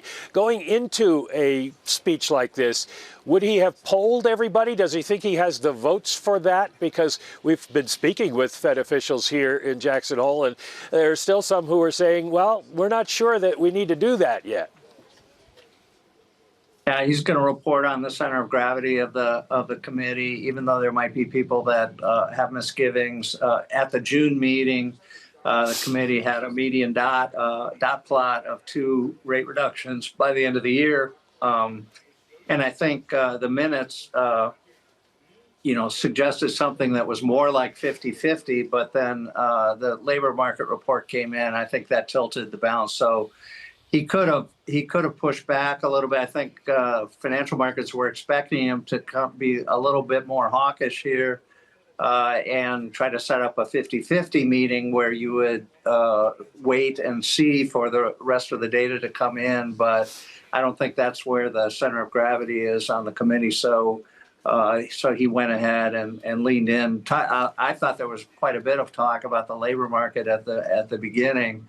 You could have been a little more, little more emphasis on the low unemployment rate, for instance. And, he did come out at the end of that discussion saying, well, it's in balance, but we're a little bit nervous. So I think, I think he's accurately describing where the bulk of the committee is. Well, where would you be on this question? Because we've heard Fed officials for some time now saying, yes, we had poor job creation in recent months, but the unemployment rate, as you just mentioned, has been low. And they've described the labor market as solid. Now, this seems to be sort of a major shift in the way they view the outlook and the sort of balance between the two mandates. Yeah, what he did at the end of that discussion, he said, well, it's in balance. But I think the committee's nervous. I think it has been slowing. And I think the policy rate is moderately restrictive, is maybe, 125 basis points above the neutral rate. Is that really where you want to be in this circumstance? I think the answer is no. So you can come down some and still have moderately restrictive monetary policy that puts gentle downward pressure on inflation. And then the other thing I think has happened is that this argument from Chris Waller and others on the committee that you should look through the one-time increase in goods prices coming from tariffs. I think that's carrying the day. And, then he emphasized that inflation expectations remain anchored and so on. And so I think that sets up a modest move downward in September.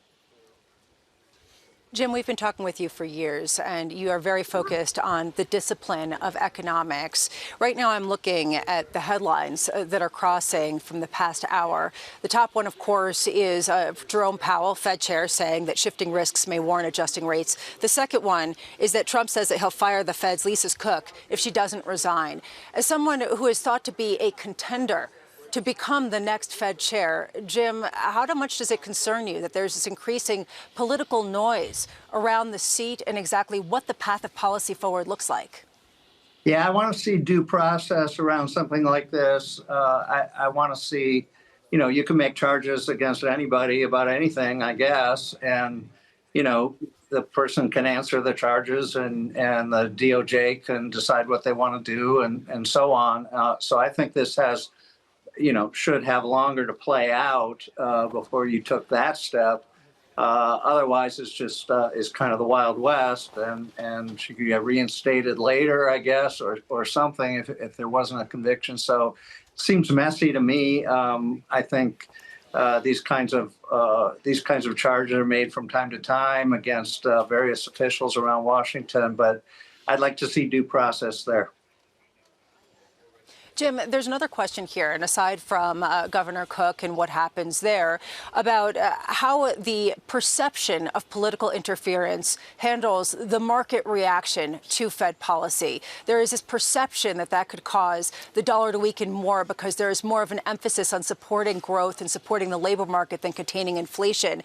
And some people are worried that if the Fed does cut by 50, 75, 100 basis points, as you were talking about this past week, that you could see a move up in long-end yields akin to what we saw last year. If you are on the Fed currently and you did see yields along the long end moving up in response to near-term Fed rate cuts, what would you do?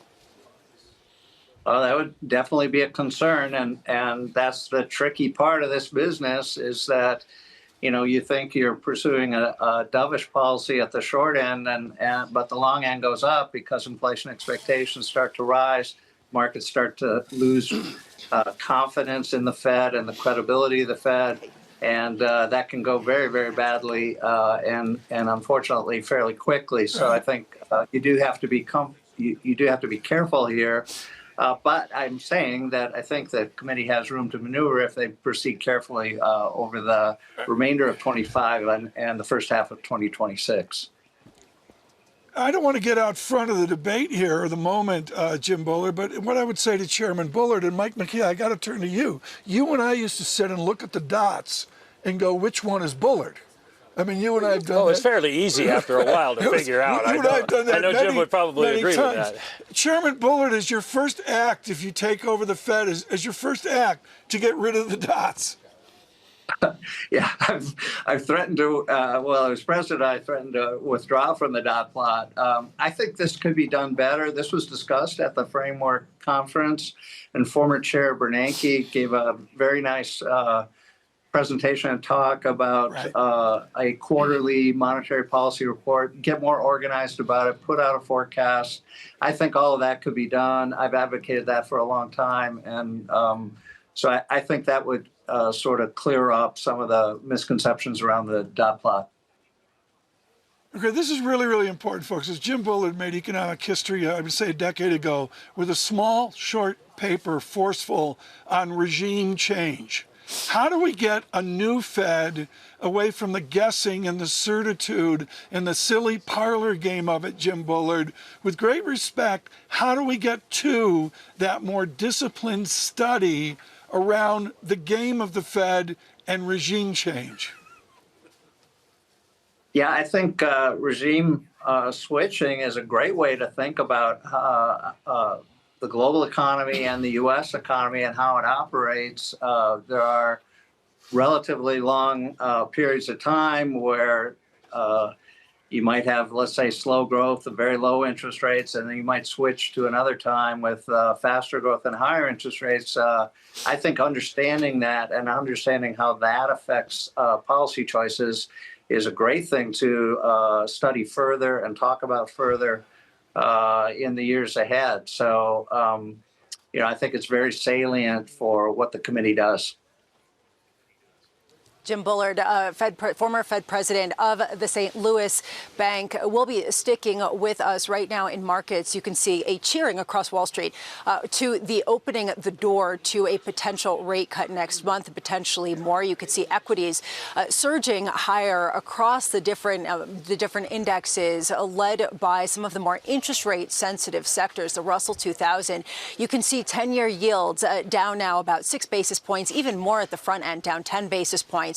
As people look to the prospect of the Fed looking through some of the inflation from tariffs. You could see the dollar markedly weaker, 117 on the euro dollar cross, up 0.9% in terms of just the percentage rise, up about a basis point. And there's a real question here about what this means going forward. Citi Wealth Chief Investment Officer Kate Moore is still with us, freezing a little bit because it is a little bit chilly here, nippy in the morning. I am curious, though, about what you're hearing in terms of prospective Fed chairs and the politicization of the Federal Reserve. If this is a Fed willing to err on the dovish side, does that mean something that materially is higher with respect to returns and with respect to risk appetite? Look, markets love certainty and our investors love certainty, and we want a certainty in terms of the process around making monetary policy decisions. So I don't have any insight into who might be named next Fed chair, but what I will say is if there is a sense that the process is changing,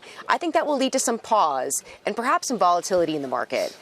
Our expectation is that regardless of who takes the next chair and what seats are filled, we'll have a continuation of the process of being data dependent, of being thoughtful, of having, great debate and discussion amongst the Fed governors and their staff. But if that were to change, I think that would introduce volatility. I think the most important thing for us right now is to recognize that so much of the data is going to be mixed through the back half of the year. And that's going to have a huge impact, I think, in terms of investor sentiment. And I would suggest even more crowding in some of the favored trades. We tend to get reactions like we're seeing in the market now on a day when news breaks. Yeah. But I think we're probably going to see extended rally here because people are anticipating this rate cut.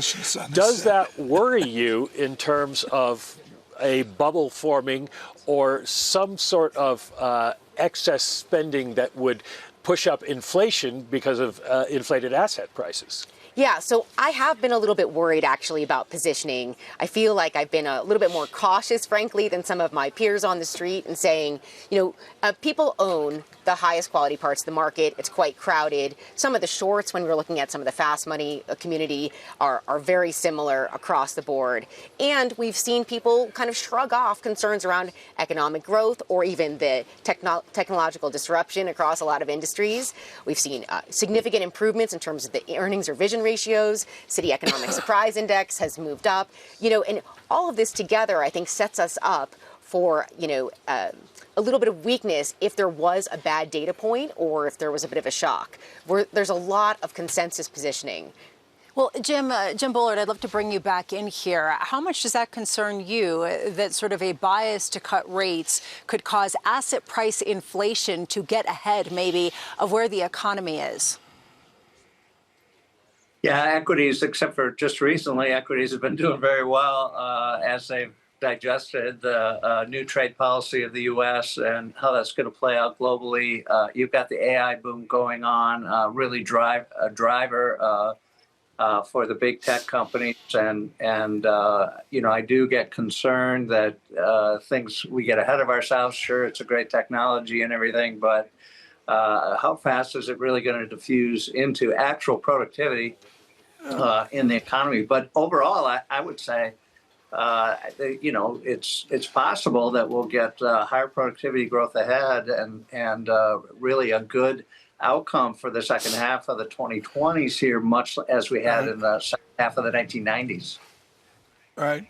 Let me talk to the chief investment strategist, Purdue University, right now. I'm going to do a double-barrel question, first to Dr. Bullard and then to Dr. Moore. Jim Bullard, as simple as I can, all of my conversations, whether Joachim Nagel, Bundesbank, Kate Moore, Citigroup, and on, is about an elevated or persistent nominal GDP.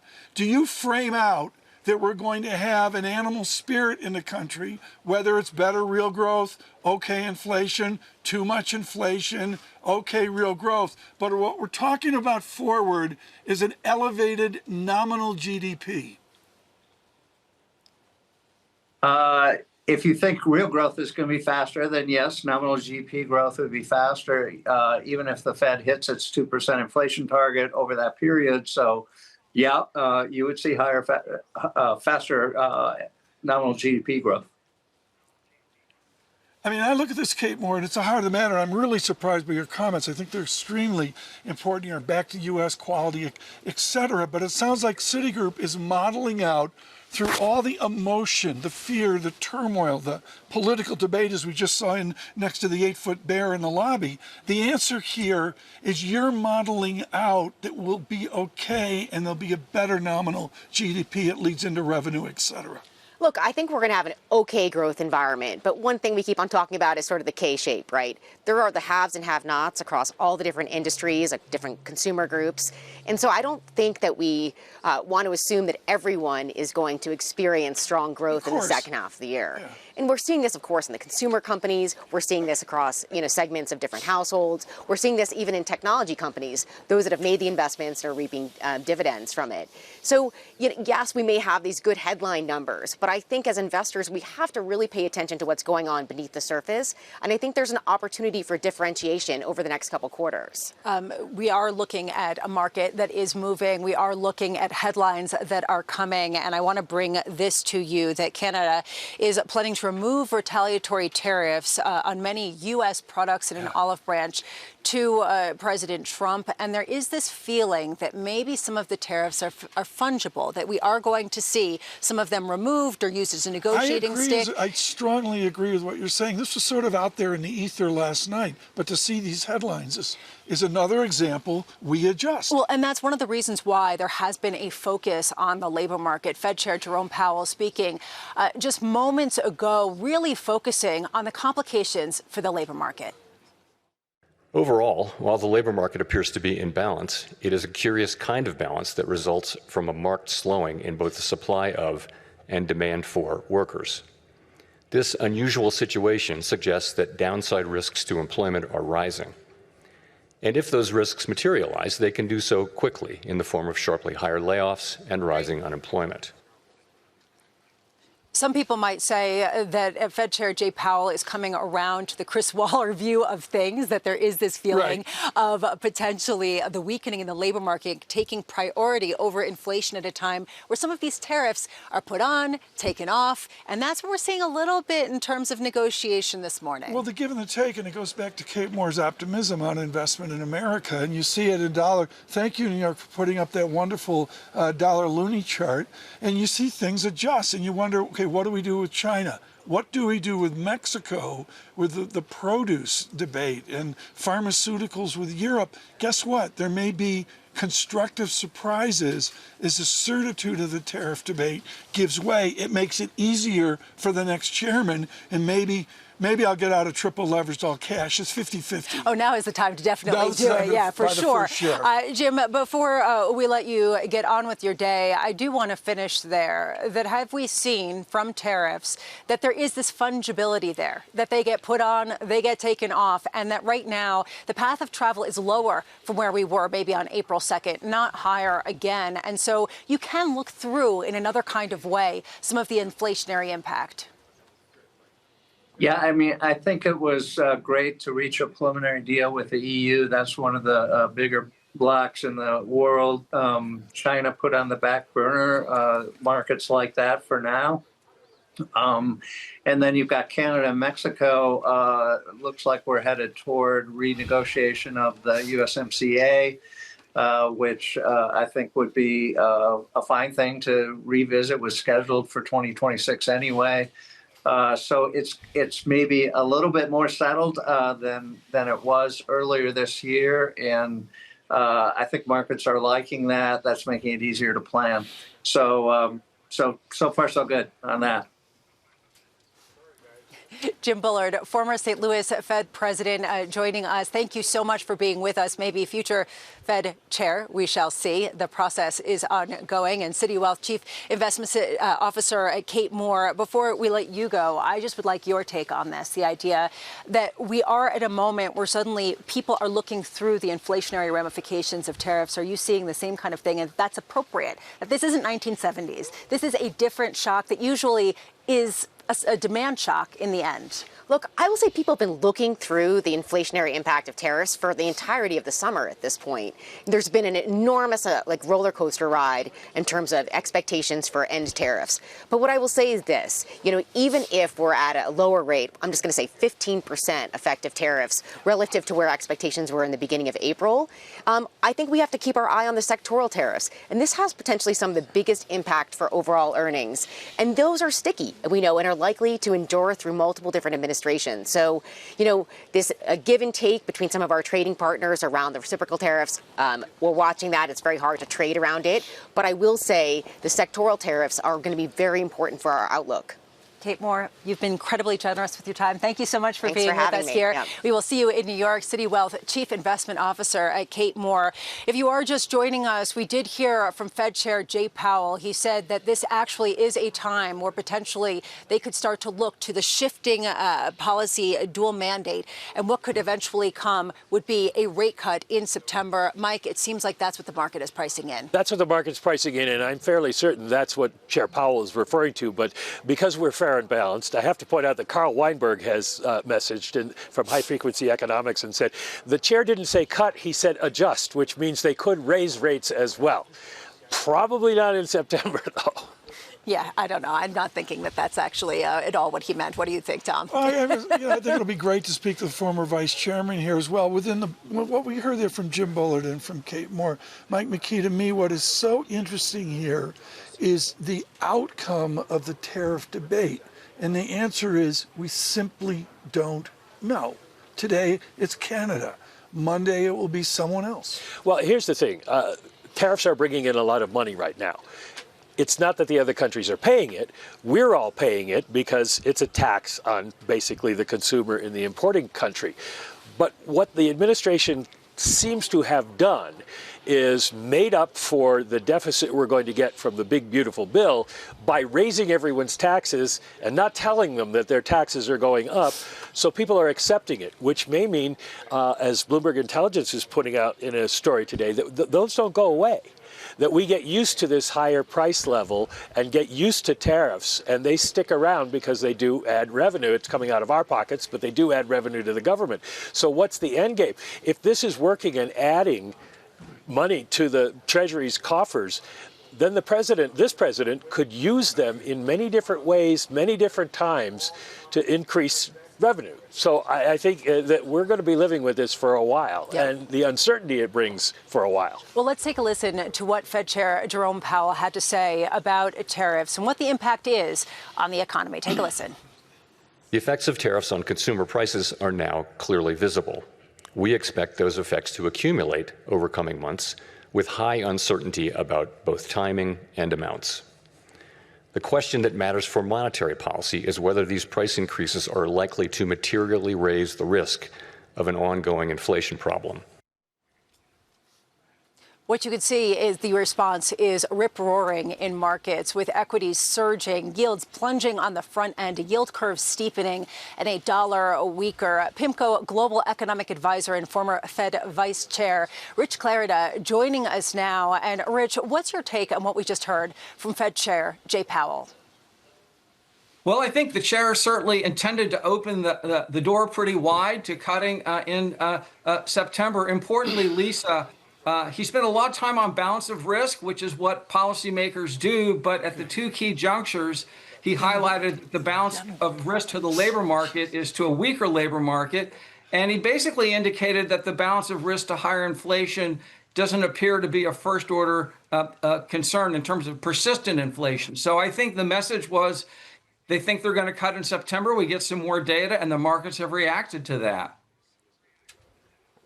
How much do you think that this is partly to maintain the Fed's credibility, not necessarily with respect to the president, but that right now, if they get it wrong on the labor market front, that it is that much more pernicious based on some of the jawboning by what we hear from the president? Well, yeah. I mean, as the chair said in the remarks, it's a curious kind of balance in the labor market. The payroll employment growth has been very, very weak in the private sector, but the unemployment rate has not gone up. And so they are really focused on the balance of risk. Look, the Fed has a dual mandate. It's costly to let inflation move higher and stay there, but it's also costly to have a recession with the rise in the unemployment. And I think, Lisa, you're correct. They are tilting in that direction now. It feels like a very different Jackson Hole, and this is something that we've been talking about with all of our guests today, Rich, that people have come on and said there is a different tone about central banking independence and a question of how to communicate at a time of such political interference. What's your sense of where that was in the speech that we just heard from Fed Chair Jay Powell?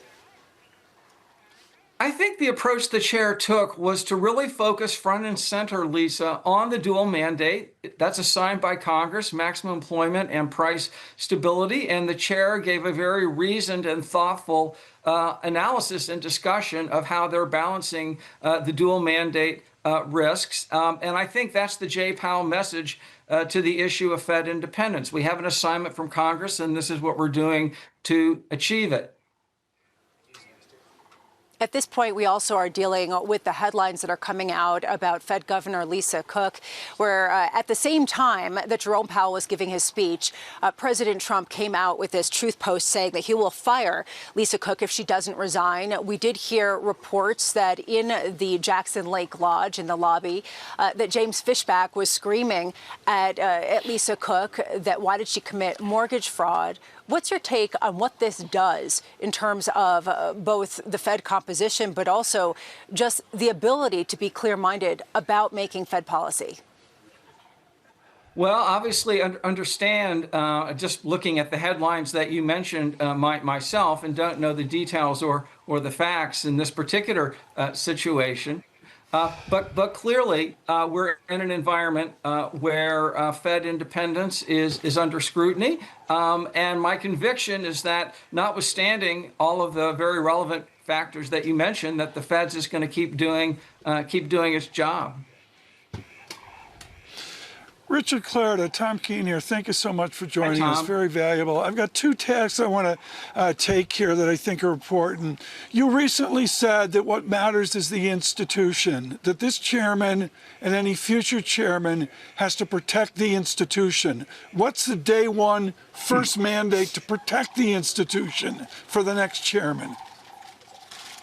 Well, I think first and foremost, it's to have in place a plan and communication that will deliver expectations of price stability. I think the chair was right today to emphasize that the Fed has to focus on getting price stability because that's going to deliver the ability to deliver maximum employment. Right. I've also written, Tom, that the Fed is sort of a complex and cumbersome institution with 19 folks around the table and the Reserve Bank presidents. But I do think that is a strength right now of the institution. Right. Well, this is really important because it's as fractious as a meeting of the bond team at PIMCO. In the middle of the speech, Powell channeled a few years ago at PIMCO the new normal. For a moment, I thought Mohammed Hilarion had parachuted in to write the speech. What is your optimal new normal for the Fed, which Powell mentioned today? What's the best new normal for the next Fed? Well, I think a new normal would be inflation moving down towards the 2% target, which would let the next Fed chair cut rates down towards a neutral level. You know, PIMCO in 2014, we rolled out the idea of a new neutral, and we've been operating in that new neutral world now for more than a decade. And so I think well-anchored inflation expectations, getting tariffs in the rear view mirror would allow the Fed to cut rates by probably 150 basis points from here and achieving that ultimate soft landing. So I think that would be a good new normal destination for the next Fed chair. What risks are there to that, given what we're seeing with the dollar, given the fact that we really have a very high level of uncertainty around which tariffs are going to stick and how much is going to get passed along to consumers? Sure. And I think the chair was right to point out that we are seeing evidence of tariffs showing up in the price indexes for imported goods, but that's been offset to some extent with a decline in services inflation. Again, I think where they are focused is to make sure that what is an inevitable increase in the price level from tariffs does not over time result in persistent inflation. And I think the speech today addressed their thinking right now, which is that their baseline is that that will not happen, which will give them the room possibly in September to cut rates. Yeah, Lisa, I think it's important to mention within the market check that the market is putting on steam here an hour after the beginning of the speech, and Mike McKee's bombshell headlines, the Dow lifting up. I'm told I can't leave Jackson Hole unless Dow goes up 1,000 points. Well, I'm getting pretty close to it. It sounds like you're going to be hiking for maybe another 6 hours, and then all of a sudden not so much. Rich, I do want to know, though, about what this does in terms of the currency ramifications and where your preference lies in terms of the good investment backdrop, because what we heard from Fed Chair Jay Powell was so vastly different from what we heard from Joachim Nagel of the German central bank, where he said, we have to focus on inflation. And right now, that is more concerning to them than trying to support growth by cutting rates or being stimulative. The fact that that is the framework there, and it is such a different framework here, does that make you want to invest in Europe a little bit more? Well, you know, I think one of our themes at PIMCO is that we're in a world where taking advantage of a global opportunity set makes sense. Also, we're in a world where it makes sense to focus on valuations. And without getting into particular markets or securities, there have been some pretty big divergences between valuation in the U.S. and Europe, especially in equity markets. Also, you know, the Europeans are much closer to their 2% target than is the Fed, because from the Europe point of view, the tariffs are really a disinflationary force. So we're at different points in the rate cycle, and that does open up some good opportunities. Richard Clarida, you are definitive in the mathematics, the modern mathematics of our economics. Then, you know, we talk about a new framework, and it's a lot of jawboning about process. Maybe it's what are we going to do with the dots? What are we going to do with the mathematics of modern economics forward? Is it diminished after all this turmoil? You know, Tom, you and I over the years, decades now, have talked about that a number of times, and my thinking continues to be the mathematics, the models, including my own, are tools. They're a starting point for analysis and discussion, but they're not handcuffs, nor are they the destination. And certainly, you know, the last 5 years have been unusual with a pandemic and all the rest. But I continue to believe that models and math are tools, not handcuffs. My goal right now, Rich, is to get you on the short list is to be the next chairman. So let's talk tariffs here. What is the Clarida mathematics of Trump tariffs? Well, as Mike McKee said, they are raising a heck of a lot of revenue, and I would agree with Mike. There you go. There you go. I think Washington may very quickly get hooked on the $200 or $300 billion a year in tariff revenue, especially if, you know, the initial cost of raising that revenue is in the rearview mirror, which I think I expect to be the case down the road. Look, we're in a different regime. You know, we talked at PIMCO in June about an era of fragmentation, and these trends have been accelerating.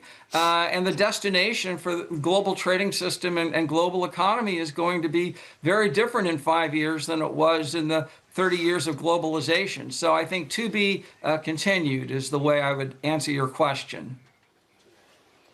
He's running? Is that what you think? I don't know if he's running. I know Bullard's running. Yeah. I think by the time we get done with the show today, we're going to have Tracy Alloway running. I think that maybe. We'll find out in just a hot Tracy. second. But I am. Yeah. We will. She's sitting here with us. I'm sure she says hi back. Rich, I am curious, though, going forward, this idea of how inflationary tariffs could or couldn't be, given the fact that this is a new world order. And we were talking with Adam Posen of the Peterson Institute earlier, and he was talking about how he sees inflation as having nodes of the 1970s and potentially being really pernicious. Why do you not necessarily see that? Why are markets more sanguine on that risk? Well, I think simply because the 1970s were a very serious experience for the current group of policymakers who lived through it. And I think there were some important lessons learned. And one lesson learned is high and persistent inflation is very costly to the economy. And I think politicians learned that as well. And so I think that central banks have earned a lot of credibility under Volcker, under Greenspan, under past Fed chairs in the U.S. and abroad. And I think that expectations of inflation, we're sort of in a world in which the bond markets at least think that over a 5-year period, the Fed is going to do whatever it takes to get inflation down to what I call 2 point something. And I think that's an important victory that central banks are still benefiting from. And I would expect that and certainly hope that will continue. Rich Clarida with us. For all of you on radio and TV, we've extended this wonderful show with the huge market move we see today off of the Powell speech. I want to turn to Michael McKee because my head's spinning. I've got Chairman Bullard, Chairman Clarida, Chairman Alloway, and the rest. So when they're in the Oval Office and they're sitting on the couches and President Trump is going to turn to the people he trusts here, let's start with the Secretary of Treasury. What is Bessent going to say to him about the qualifications needed for a Trump chairman? Well, probably from Scott Bessent, you would hear the importance of being able to relate on Wall Street. It was put once to me that the Treasury Secretary's job in terms of the markets is to be able to calm them down when something is going wrong. And so that would argue for a certain number of the candidates, maybe Ms. Alloway fits in that category, that have that gravitas to be able to do that. The idea that you want to cut rates is that's not really part of it, because you wouldn't be on the list if you didn't want to cut rates at this point. So it's going to be somebody who is the president will feel comfortable with. Maybe this move, if the Fed cuts rates, he's more comfortable with a wider group of people because he's started to get what he wants. And Joe Weisenthal? We could add Joe Weisenthal because well, we don't know. If the president is a country music fan, we'd have to find that out first. But I think going forward, the one thing you could say maybe out of this speech is if in an ordinary administration, which wasn't going to be subject kind of the whims of the way Donald Trump does things, this would have really given a boost to Chris Waller. Because essentially what they're saying is Chris Waller was right that inflation, look through inflation from tariffs because it will be a one-time price boost. Yeah, now the question's going to be, and ultimately, is this going to be a hawkish cut or a dovish cut in September? PIMCO's Rich Clarida, you've been incredibly generous with your time. Thank you so much for being with us as we dissect that speech. It was a lot longer than his prior speeches, and it was one that signaled the beginning of a new rate-cutting cycle. They have not cut rates since December in 2024. Just to give you a sense of what Jerome Powell had been talking about in that speech, he addressed a number of challenges facing the Fed and his forward projection on policy. Take a listen to what he had to say. When I appeared at this podium 1 year ago, the economy was at an inflection point. This year, the economy has faced new challenges. Significantly higher tariffs across our trading partners are remaking the global trading system. Tighter immigration policy has led to an abrupt slowdown in labor force growth. There is significant uncertainty about where all of these policies will eventually settle. While the labor market appears to be in balance, it is a curious kind of balance that results from a marked slowing in both the supply of and demand for workers. The effects of tariffs on consumer prices are now clearly visible. We expect those effects to accumulate over coming months with policy in restrictive territory. The baseline outlook and the shifting balance of risks may warrant adjusting our policy stance.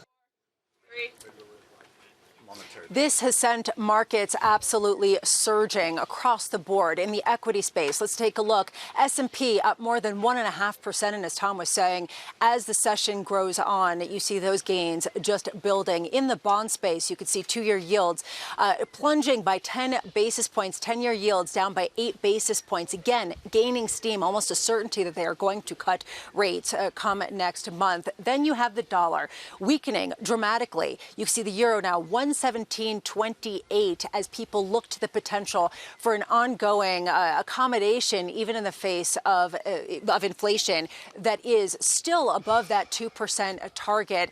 This, to me, Tom, really does speak to the moment that we're in. People were expecting that maybe this was going to set the tone, and certainly right now in markets, it is. Yeah, I have to wait to see what the action is. And the action this morning was to bring in a more accommodative regime. I'm sorry, we still have data coming up, and they may be sobered by the CPI data. I don't have a strong opinion on this, but I got to look at the data. I think I trust the data. Well, we have two prospective Fed chairs here joining us now, Yeah, Tracy Alloway and Joe Weisenthal. They also are the co-hosts of Bloomberg's Odd Lots podcast.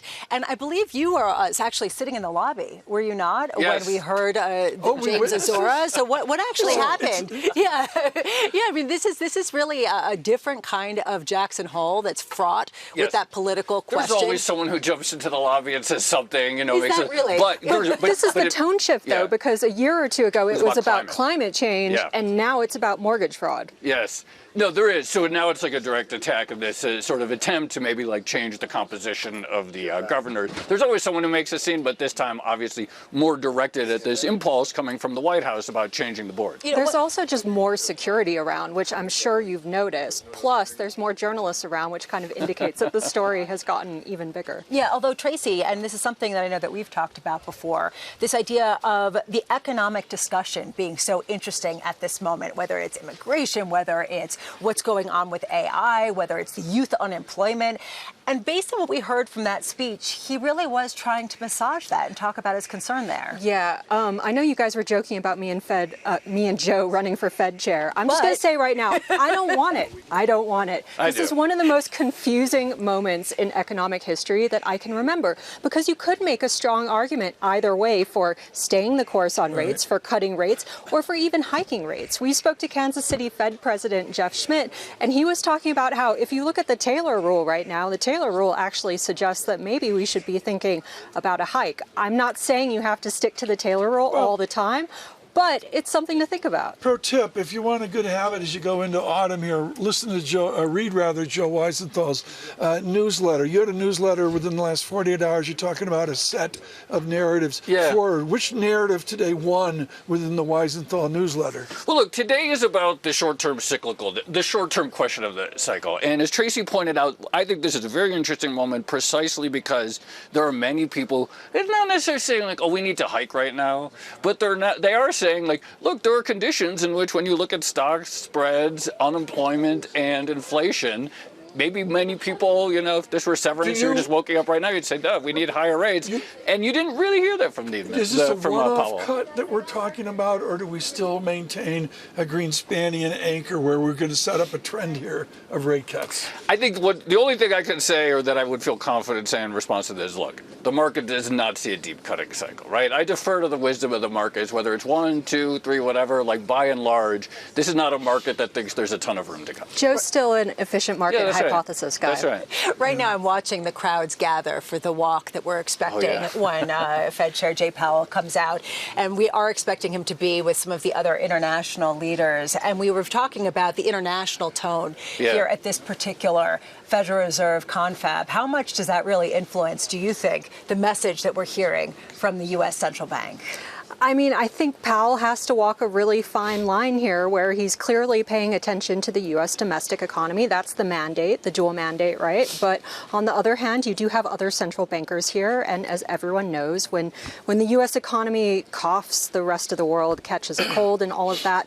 So it's a fine line. It's, a diplomatic exercise in many ways. I also think, if there are questions about Fed central bank independence or central bank independence at the Fed, there's going to be questions everywhere, right? Yeah. Like the U.S. is you would think sort of the gold standard globally for a good institutional arrangement and so forth, and aspired to by many places elsewhere.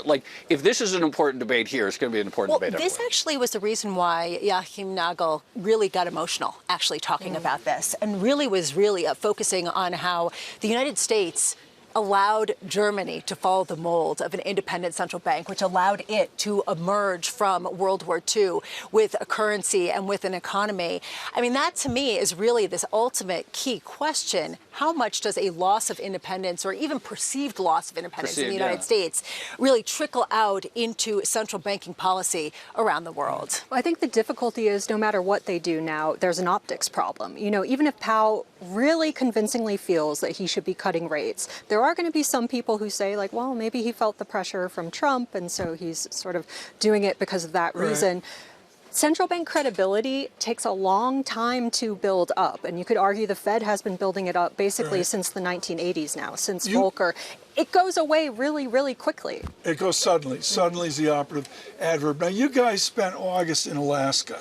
And the rumor is you're heading for Japan. Is it September or October? No, we're going to get the walk we're making up stuff here. up here. And the guy with the biggest headache at the walk right now is Ueda of Japan, if he makes an appearance. I just looked at the Bloomberg, folks. The magic of the Bloomberg on your cell phone is when you need to look at the 20-year Japanese piece, you can look at it. Tracy, nobody's talking about this.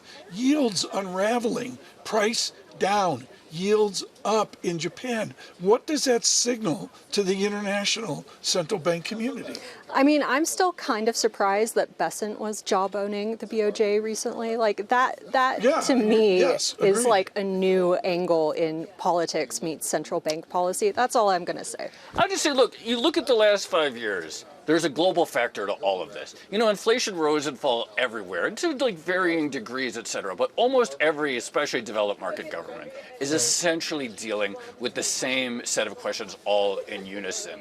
There's slight changes at the margin. Inflation peaks a little lower here, a little lower there. But all of these stories are really global stories, the entire sort of developed world. Can we talk about investment in America? Give me the wide shot right now, if you would. If anybody's still awake in the tent, give me a wide shot here. And the most important thing here at Jackson Hole this year, besides Chairman Alloway, is the split rail fence behind us, of which the leaders of central bank world are going to walk up to next. We have an investment in a brand new split rail fence at Jackson Hole. The last one was installed by Lewis and Clark a few years ago. Thank you for this breaking news, Tom. This is really definitely the way to go. But this again is the investment of America that you're going to see. We have a spanking new fence. Yeah, and it's going to generate energy for all of the power centers that we have to try to generate II. That's what I know this is kind of a joke, but I think this is an important point here, right? Because I was, one of the questions I've been asking, we've been asking lots of people, it's okay, 2025 versus 2019, why is that long-term rate higher? Why did market expect? There's just a lot of investment going on globally. Part of this reshoring, and Nagel said this. et cetera. And so I think, I think we should take the split seriously. There's capacity issues as well, right? And the thing about this Jackson Hole is it resembles the 2021 Jackson Hole quite a bit. I think you were both there at the time. You remember the argument back then was, okay, pandemic supply chain issues were going to be transitory. We don't expect them to feed into services inflation, just goods.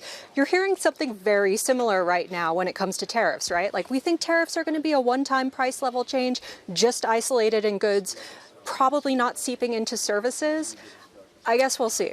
Well, to me, this is the key question. How much were people scarred by transitory? And it seems like maybe not so much. So inflation is all top of mind for all of us, right? Think back to 2020. We hadn't seen interest rates much above zero for years and years and years. We all remember inflation now. I'm sure a bunch of companies remember the inflationary playbook now. So Indeed, which is the reason why potentially they could adjust and adapt and keep prices going higher. Tracy Alloway, Joe Weisenthal of Bloomberg's Odd Lots podcast. Thank you so much, both. And just for the record, Tracy is not in the running for a Fed chair. Well, she just said she doesn't want it. So there we go. Just rejected exactly. It. You go for it, there we go. So Joe is going to run himself. Right now, let's take a look at markets because it really has been a dramatic move. We have seen equities across the board shooting higher. The Russell 2000, let's just focus on that, up 3.9% as people look to the prospect of rate cuts. The S&P up 1.6%. The Y is in the next board, which is bonds. You could see yields plunging, particularly on the front end, with expectations of a Fed that is going to cut next month. What we are seeing is across the board, two-digit returns, 2-year yields, 5-year yields lower by 11 and 10 basis points apiece. 10-year yields are lower by 8 basis points. Even the 30-year are responding, but not that much. This is a yield curve steepening that is global, and I think that's interesting. The 30-year would be a bigger move, and it's just not. Well, you aren't necessarily seeing yields rise, which is a good thing, but you also aren't seeing them fall as much as people look to growth and potentially inflation. If you play this out in the currency space, it is the story you would expect. Dollar weakness in a significant way, down by 0.9% on the Bloomberg U.S. dollar spot, and we can see that across the different currency pairs with the euro, the yen, as well as the other majors. Right now, I'm really focused on the euro in particular, given the fact that we just talked to a member of the European Central Bank about why they will not cut and why they think they're in a good place at 2%, which I think is notable. I agree. They're in a good place, but there's a wonderful debate about what's next for the ECB. It's off the U.S. radar. But again, I go back, folks, to animal spirit, to the nominal GDP. They just don't have the technology oomph that we have. So is there right now where it should be? No one, I don't think Christine Lagarde knows the answer to that. Well, Christine Lagarde, I believe, is here. Also here is Michael McKee, a very similar person in ranking and stature for us here at Bloomberg. And what are we looking for? We are waiting for this walk with global central bank leaders at a time when potentially we could hear more about what this cut really looks like. Is it a hawkish or is it a dovish cut next month? Well, I don't think they're going to say anything that we can hear. It's sort of set up that way. But one of the things that this may do is add some symbolic support for Jay Powell, because he's going to be walking with the three major central bankers in the world besides himself, who all agree that central bank independence is important. And at a time when Powell's under political pressure, it's a picture that's worth having for the Federal Reserve. They're going to do it a little bit differently this time, walk down a different ramp so we get a nice picture of them with the mountains in the background. But this has become a staple of Jackson Hole, and ordinarily it doesn't mean a whole lot other than it gives the TV networks a chance to have pictures of the Fed chairman here. Right. In this case, it may mean a little bit more. It shows the marking of time. I have the clearest memory of 07 was Stan Fisher, the late Stan Fisher, I should say, on the phone down the walkway here, on the phone for 3 hours as the world fell apart. How does the walk and how do these meetings, how are they different from 15 years ago? Well, 15 years ago, television was barely getting started here. It wasn't such a big deal. And it has now put a focus on the chairman's speech that was never there before. This is an academic conference. Now that Chairman Powell is done, they're talking about academic papers, discussing them in a way that university professors do, about things that will happen years from now, or trends that are going to extrapolate out. The Fed chairman's speech has now become a focal point for Wall Street because there's not a lot of other news in August. And so that's the major change here, is that we're all here because of that. And the other change with an aged Alan Greenspan is it used to be the chairman only spoke about monetary policy, never the fiscal space, never ever the dollar. Remember Phil Graham taking Greenspan's head off one day over that. Now everything's fair game, isn't it, for each and every central banker? Well, you watch Jay Powell. He avoids, very strongly avoids anything that would represent a judgment on fiscal policy. The Fed doesn't have a choice. It has to accept the fact that there's going to be tariffs and that's going to have an economic effect. So he talks about that, but he will never say whether tariffs are a good thing or a bad thing. He won't even say what I'm saying, whether the tariffs are a tax on you and me. So that When Alan Greenspan did that, which was basically when we were running a budget surplus and he endorsed a Republican tax cut, every other chairman felt like the Fed got its fingers burned there. And so they're not going near that stove. They want to stay away from fiscal policy. Now the question is, where does the Trump administration go? Because they have talked about giving the fiscal side, the Treasury Secretary, the President, more control over monetary policy. Right, Lisa, cut me off if we have to go to the walk. This is an important question for both of you. Are we beyond the pandemic at this Jackson Hole? That's a great question. I don't know if we are or not. I guess my question back to you would be, what do you mean by that? The supply chain disruptions marked by the pandemic have continued, but maybe for different reasons, and the labor market has been transformed. And whether that's the pandemic that accelerated it or whether it's the post-pandemic economy, that I think is something that they're grappling with. Do those academics in that lodge, do they believe we're beyond the pandemic?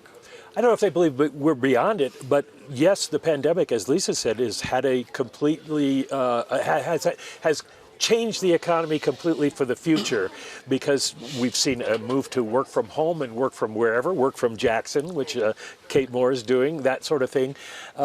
And it has had an effect on the economy overall. We've seen the baby boomers retire faster than they had been before, and that raises questions about what the size of the labor force is going to be. So it had profound effects on the overall economy that we're going to be dealing with for a long time. There's something else that has changed materially since 20 years ago, 30 years ago, or even just 5 years ago, which is the type of communication that the Fed has to engage with has changed. And it has changed with some of the political pressure and some of the true social posts that are coming out in real time as Jerome Powell does speak. And it raises the question, how does this Fed message to the American people?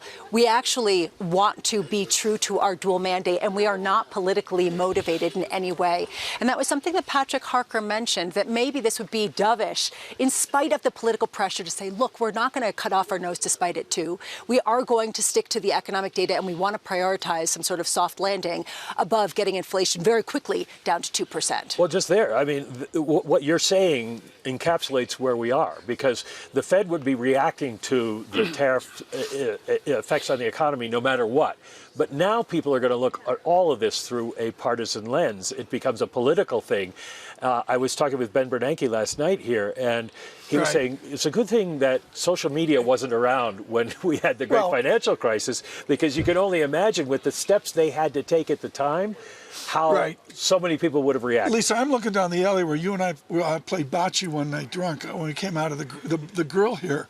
And the press down there, folks, you can't see this on camera right now or radio, but the press is triple what I've ever seen. And that's the reason why security has also been triple or quadruple, as Tracy Alloway was talking about, because there is this renewed focus for the political reasons, let alone the framework review. I'm sure that all those journalists are very interested in the details of the framework review, but I have a feeling that might have been another reason why they came here today. I look at the moment we're in, and yes, we've got the market move. I haven't looked. I don't know where Dow futures are or that, but we're lifting, Mike, and it's sort of a all clear feel into what you're expert at, which is that next inflation report, that next jobs day.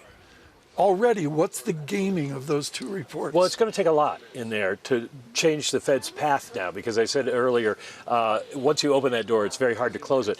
And the interesting thing is going to be that when we get that CPI report, we will be in the Fed blackout period. So whatever we get out of the jobs report will be what the market sets its expectations on until we get to CPI. The market may move a little bit, but the Fed's not going to have a chance to influence it after that. So we're looking at this rate cut, and then it becomes, and I guarantee you, Lisa and Tom, we're going to be talking on September 17th before the Fed meeting. We're going to be saying, well, so what is he going to say about the next meeting? Because then that's going to be the next question. Is, do we continue the string of rate cuts, or is this one and we wait for a while? I mean, a little vignette here, folks. Yesterday, the papers come out. They won't let me see them. I'm a danger to society. McKee gets them all. And he prints them out and he reads them just like your freshman year in economics. Mike, within the grind that you do, where does this end up for the November meeting, the December meeting into next year? Or are people like you just completely focused on the 17th of September? Right now, you have to focus on the 17th of September, but I say that economists are more focused on the 5th of September for the jobs report and the 11th of September for the CPI report, because those are going to inform us as to what the odds are that the Fed is going to do something or need to do something going forward into the rest of the year. If inflation rises faster than Chair Powell suggested today, then they might have to say, we're going to pause for a while. Lisa, is it rude to ask Mike if we can trust the numbers? The jobs report numbers? No, I think that that's very much, you could speak it actually not even in a whisper. Really? Yeah. Do you trust the numbers of the jobs report? I'm not kidding. I trust the numbers of the jobs report as that they are as good as they can be under the circumstances. The people at the BLS are dedicated public servants who don't have a partisan bent to them. They are more interested in statistics than anything else. And yes, there are problems with the surveys, especially declining response rates, but that's not a political effort to manipulate the data. They're doing the best they can. And as we've always said about the Fed, they have to work with the numbers that they have. There will be revisions, but when they're making their decision, they work with the numbers that they have. We are sitting here in front of the Grand Tetons waiting for the walk with Fed Chair Jay Powell and other luminaries. We understand Christine Lagarde among them as they walk out for a picture with the Grand Tetons as the backdrop, as is the tradition for Jackson Hole and the speech that we get at the symposium of the Fed. We have not necessarily heard that there is any kind of movement yet. We will bring that to you when we see it. What has been notable is that the speech took longer. There was a little bit of a delay with him getting to the speech, and it seems like maybe this has to do with security, maybe it has to do with the sort of import of the moment, but this has definitely been a different type I was not in the room, but I understand one of the reasons for the delay was that the audience gave him a standing ovation as he went up to the podium. Very strong sense of trying to celebrate him in his last speech. An audible here as we wait for the walk. We have a beautiful shot for Bloomberg Radio. It's of this magnificent international architecture of the Jackson Lake Lodge. Lisa, this was the architect who put the series together of the lodges, and we think of them like North by Northwest, Alfred Hitchcock, these gorgeous traditional Americana lodges. And then 60 years ago, OMG, they made a modern international lodge. This lodge, when it was built, caused an uproar in the West. Yeah. Absolute uproar. Yeah, and John Rockefeller, very much present here. You can see his name emblazoned on a rock that is up this trail here. I do want to bring you some headlines that we're hearing from other Fed members. Beth Hammack coming out and saying, I heard the chair is open-minded about September. My expectation is we will see inflation continue to rise. She has been out there talking about the importance of keeping focus on inflation. She said we may see unemployment continue to rise as well. And we need to maintain modestly restrictive stance of policy. So not necessarily endorsing this wholesale dovish policy as the market seems to be taking and running with at a time when inflation has actually crept higher from the last time we were here. That said, a one-time price shock, as Jerome Powell described it, isn't something that should derail the labor market. And one thing that I thought was really interesting, Mike, in the speech that he gave was this idea that their dual mandate, when it comes into conflict, they need to weigh them equally. But it does seem like the labor market is taking a front and center focus at a time where inflation is still expected to creep higher over the long term. The last framework set up what to do in case of tension between the mandates, and they kept this idea in the new framework. Is you look at both of those and you see which one is going to move the fastest in the wrong direction. And in this case, Powell was suggesting that unemployment, that the labor market could deteriorate faster than inflation rises because the tariffs take time to work their way into the economy. And so that's their concern. And that is why he is essentially signing on to the idea of a rate cut, because they want to make sure they get ahead of the labor market weakening. They have time to react to the inflation danger. Marut, I asked you this before, but I think it's so important we've got to do it again. Do you assume this was stated as a one-off, or maybe a 2-off rate cut, or do they set a vector here of 3 or 4, whatever number of rate cuts? Well, I think what it is set up for one rate cut, and he's not endorsing a continuing series of rate cuts. Is that a radical change from previous? Well, it's a radical change in the sense that the Fed was not committing to September. And now, while he didn't specifically say that we're going to cut, he essentially did that. The markets are going to take it that way. Where they go from there will depend on what happens with the data and the economy. And I would point out that September is a month where they will give us new economic projections and a new dot plot. So we will get an idea of where they think they're going to go from here and how much more they think they're going to have to do when we get to September 17th. Yeah, we are sitting here as we talk about what potentially will come down the pike. 6 minutes late. This is unusual for Jerome Powell. He is very punctual usually. That's really interesting. It's not up to him on the walk. What they are doing, as soon as he's done, they start the first session, the first paper. They discussed it, and then they have the discussion of the papers. And I'm told from our reporters inside the meeting, who are sitting in my chair, that the session has wrapped. So we could see this any moment now. They've got to get everybody together and walk out. Very quickly here, what happens the rest of the day and into Saturday here? The press leaves, I leave, McKee stays. What happens? Well, you leave, but we don't leave. The rest of the day, we have another paper and we have another discussion. Then there is a luncheon speech today. Ruth Porat from Alphabet is the luncheon speaker today. Well, right now we do see Jerome Powell walking out with Christine Lagarde in tow. I believe Andrew Bailey also there. They are all walking and talking as they walk down the staircase. Mr. Ueda of Japan, a very long way to fly from there, as they approach the family photo this year in front of the Grand Tetons. I can state in all the years I've been here, there's never been a photo like this. This is the absolute first, for my comment on this, of the international audience standing up for the central banker of the world. I think you can read some symbolism into it. I wouldn't read too much, but because they normally walk with a central banker from another country if they happen to be here. But the choice to have all three of them go out there at the same time is sort of an idea that we all support central bank independence. And we probably will hear that from them.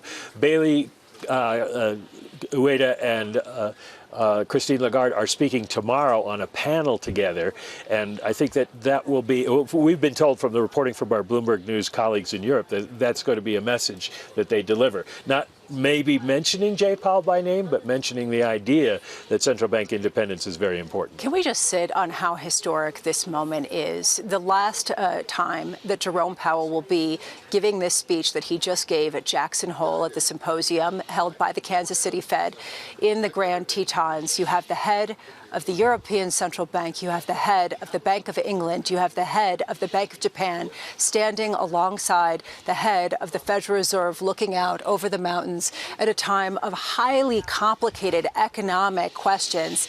And really, to me, goes to the question of how they deal with it going forward and how they fend off potential accusations and job ownings from administrations around the world. In the single tightest, most intense 30 seconds of this show today, folks, from Jackson Hole, was a gentleman from Germany, Joachim Nagel, speaking, Russia must end the war. And for these central bankers, particularly Madame Lagarde, they're distracted by that war. Mike, can you give a sense of the international presence here this year versus prior years? There typically is an international presence, but does it feel different this time around? There are more international central bankers here, and one thing that I found unusual on the guest list is there are central bankers who haven't been here before from the Middle East.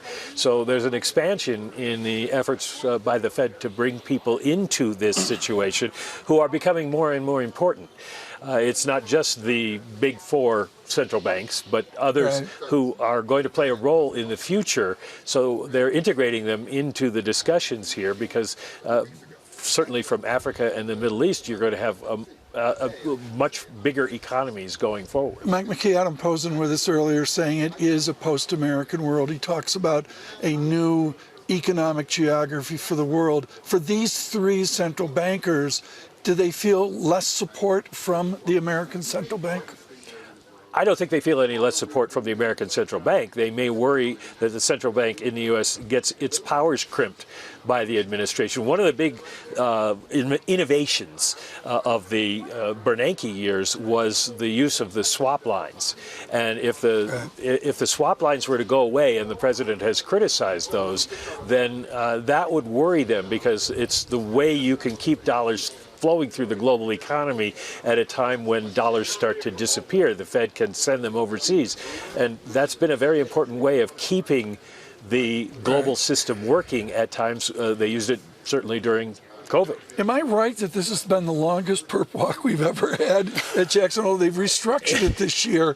They look, I mean, Powell's cut and chiseled, but, you know, Governor Bailey, I think, looked a little peaked, as they say. Well, we're up 6,000 feet above sea level here, which is a lot higher than London is. You know, it's interesting.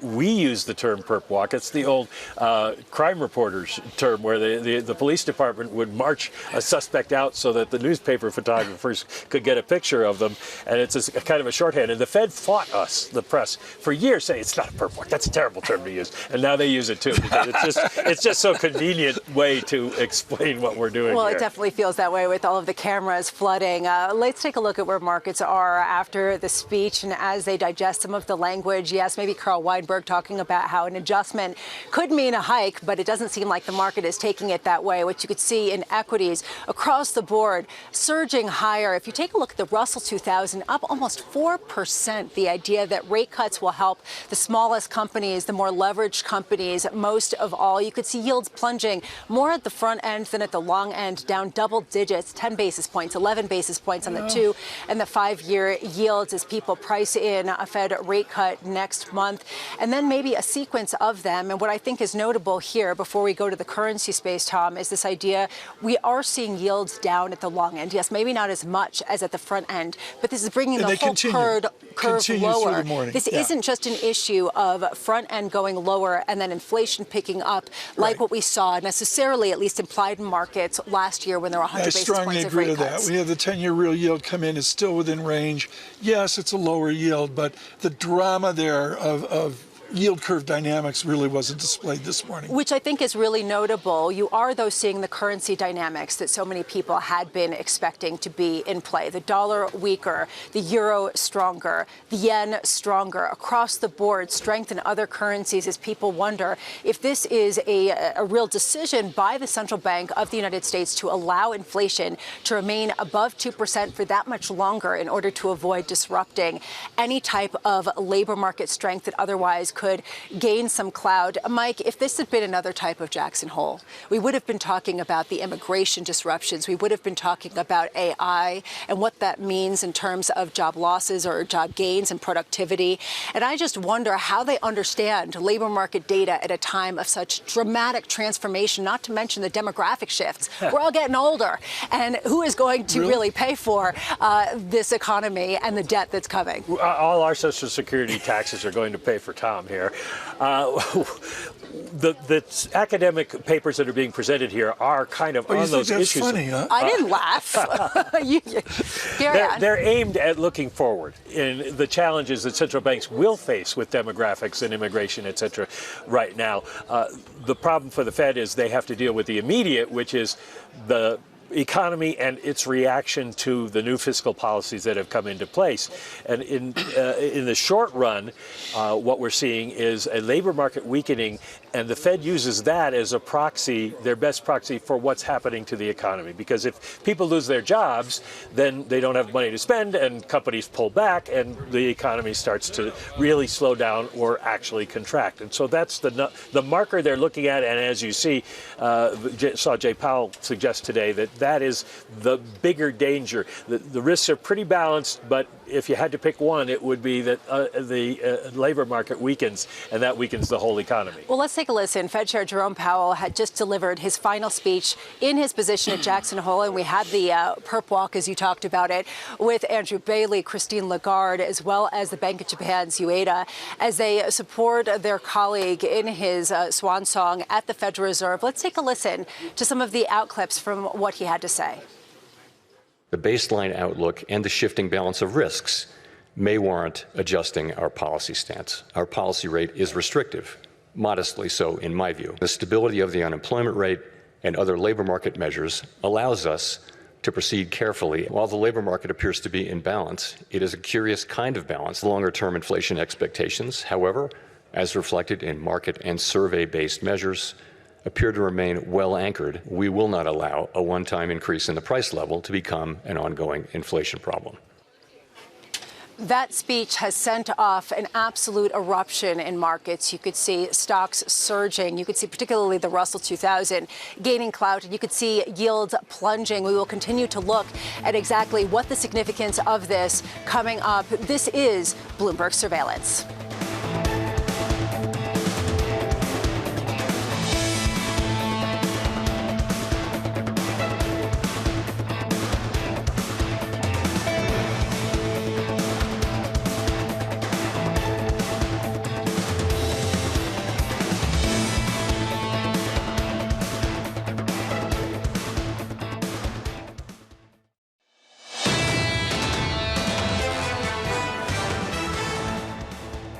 With policy in restrictive territory, the baseline outlook and the shifting balance of risks may warrant adjusting our policy stance.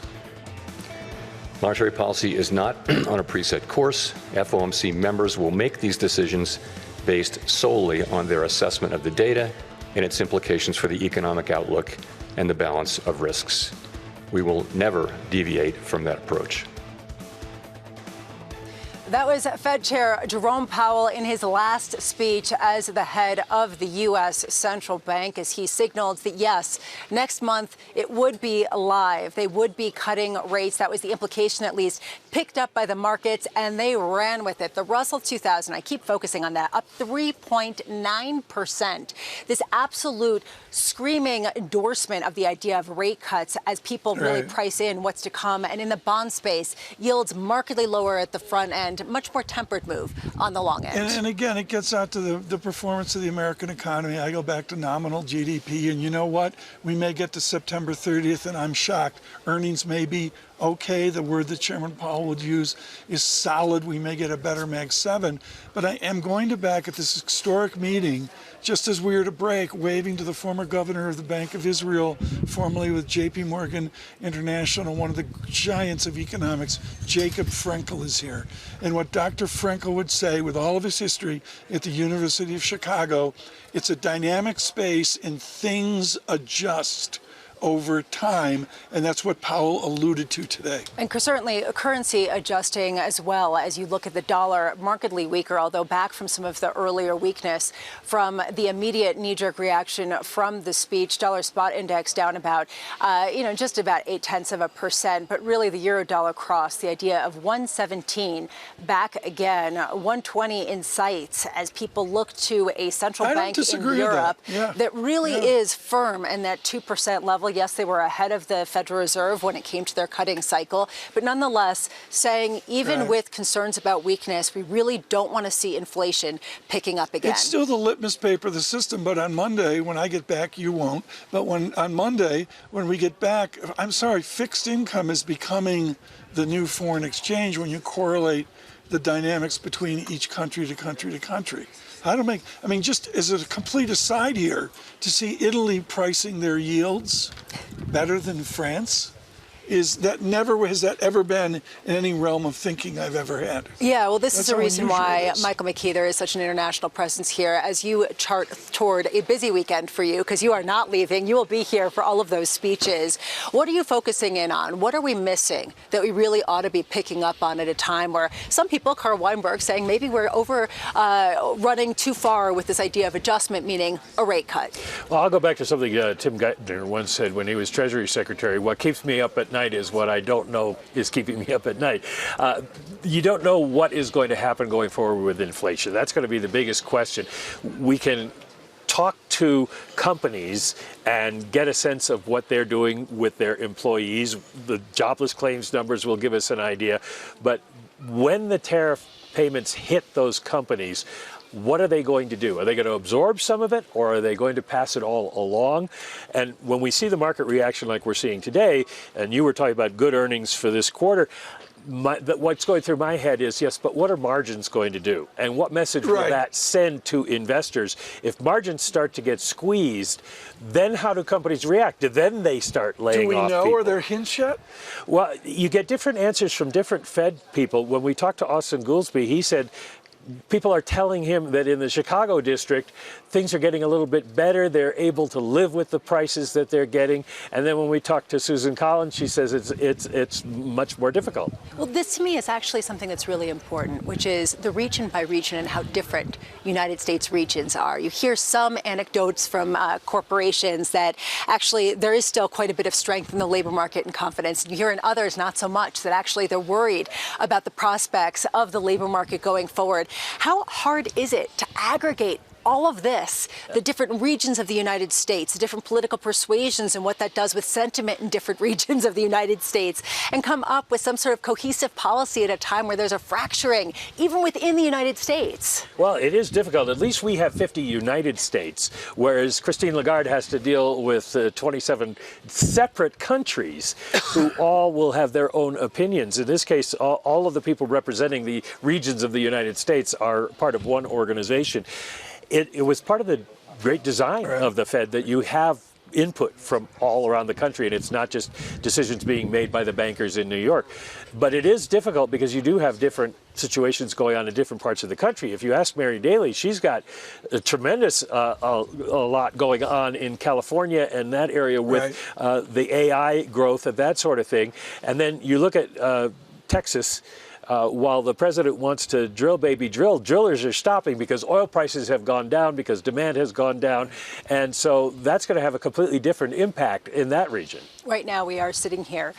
Just to wrap up what we have just heard, because to me this really has been a seminal moment for markets heading into the fall, but also for central banks around the world. This was the swan song for Fed Chair Jay Powell, his last big speech as the head of the biggest and most important central bank of the world, coming out and opening the door to potentially cutting rates as soon as next month, talking about some sort of adjustment that could come, which could be open to interpretation. And markets took that and they ran with that. And what markets are seeing right now is a Federal Reserve that will rather err on the side of inflation remaining higher for longer, even if they could protect the United States labor market. I continue to watch how everyone reacts to President Trump. The fact is, he's the change agent of the moment, and to see what Canada did with tariffs today, there's going to be 10 more of those tweaks, announcements, adjustments, and as Kate Moore said, maybe that gets us to a better space. But no tweet from Donald Trump yet on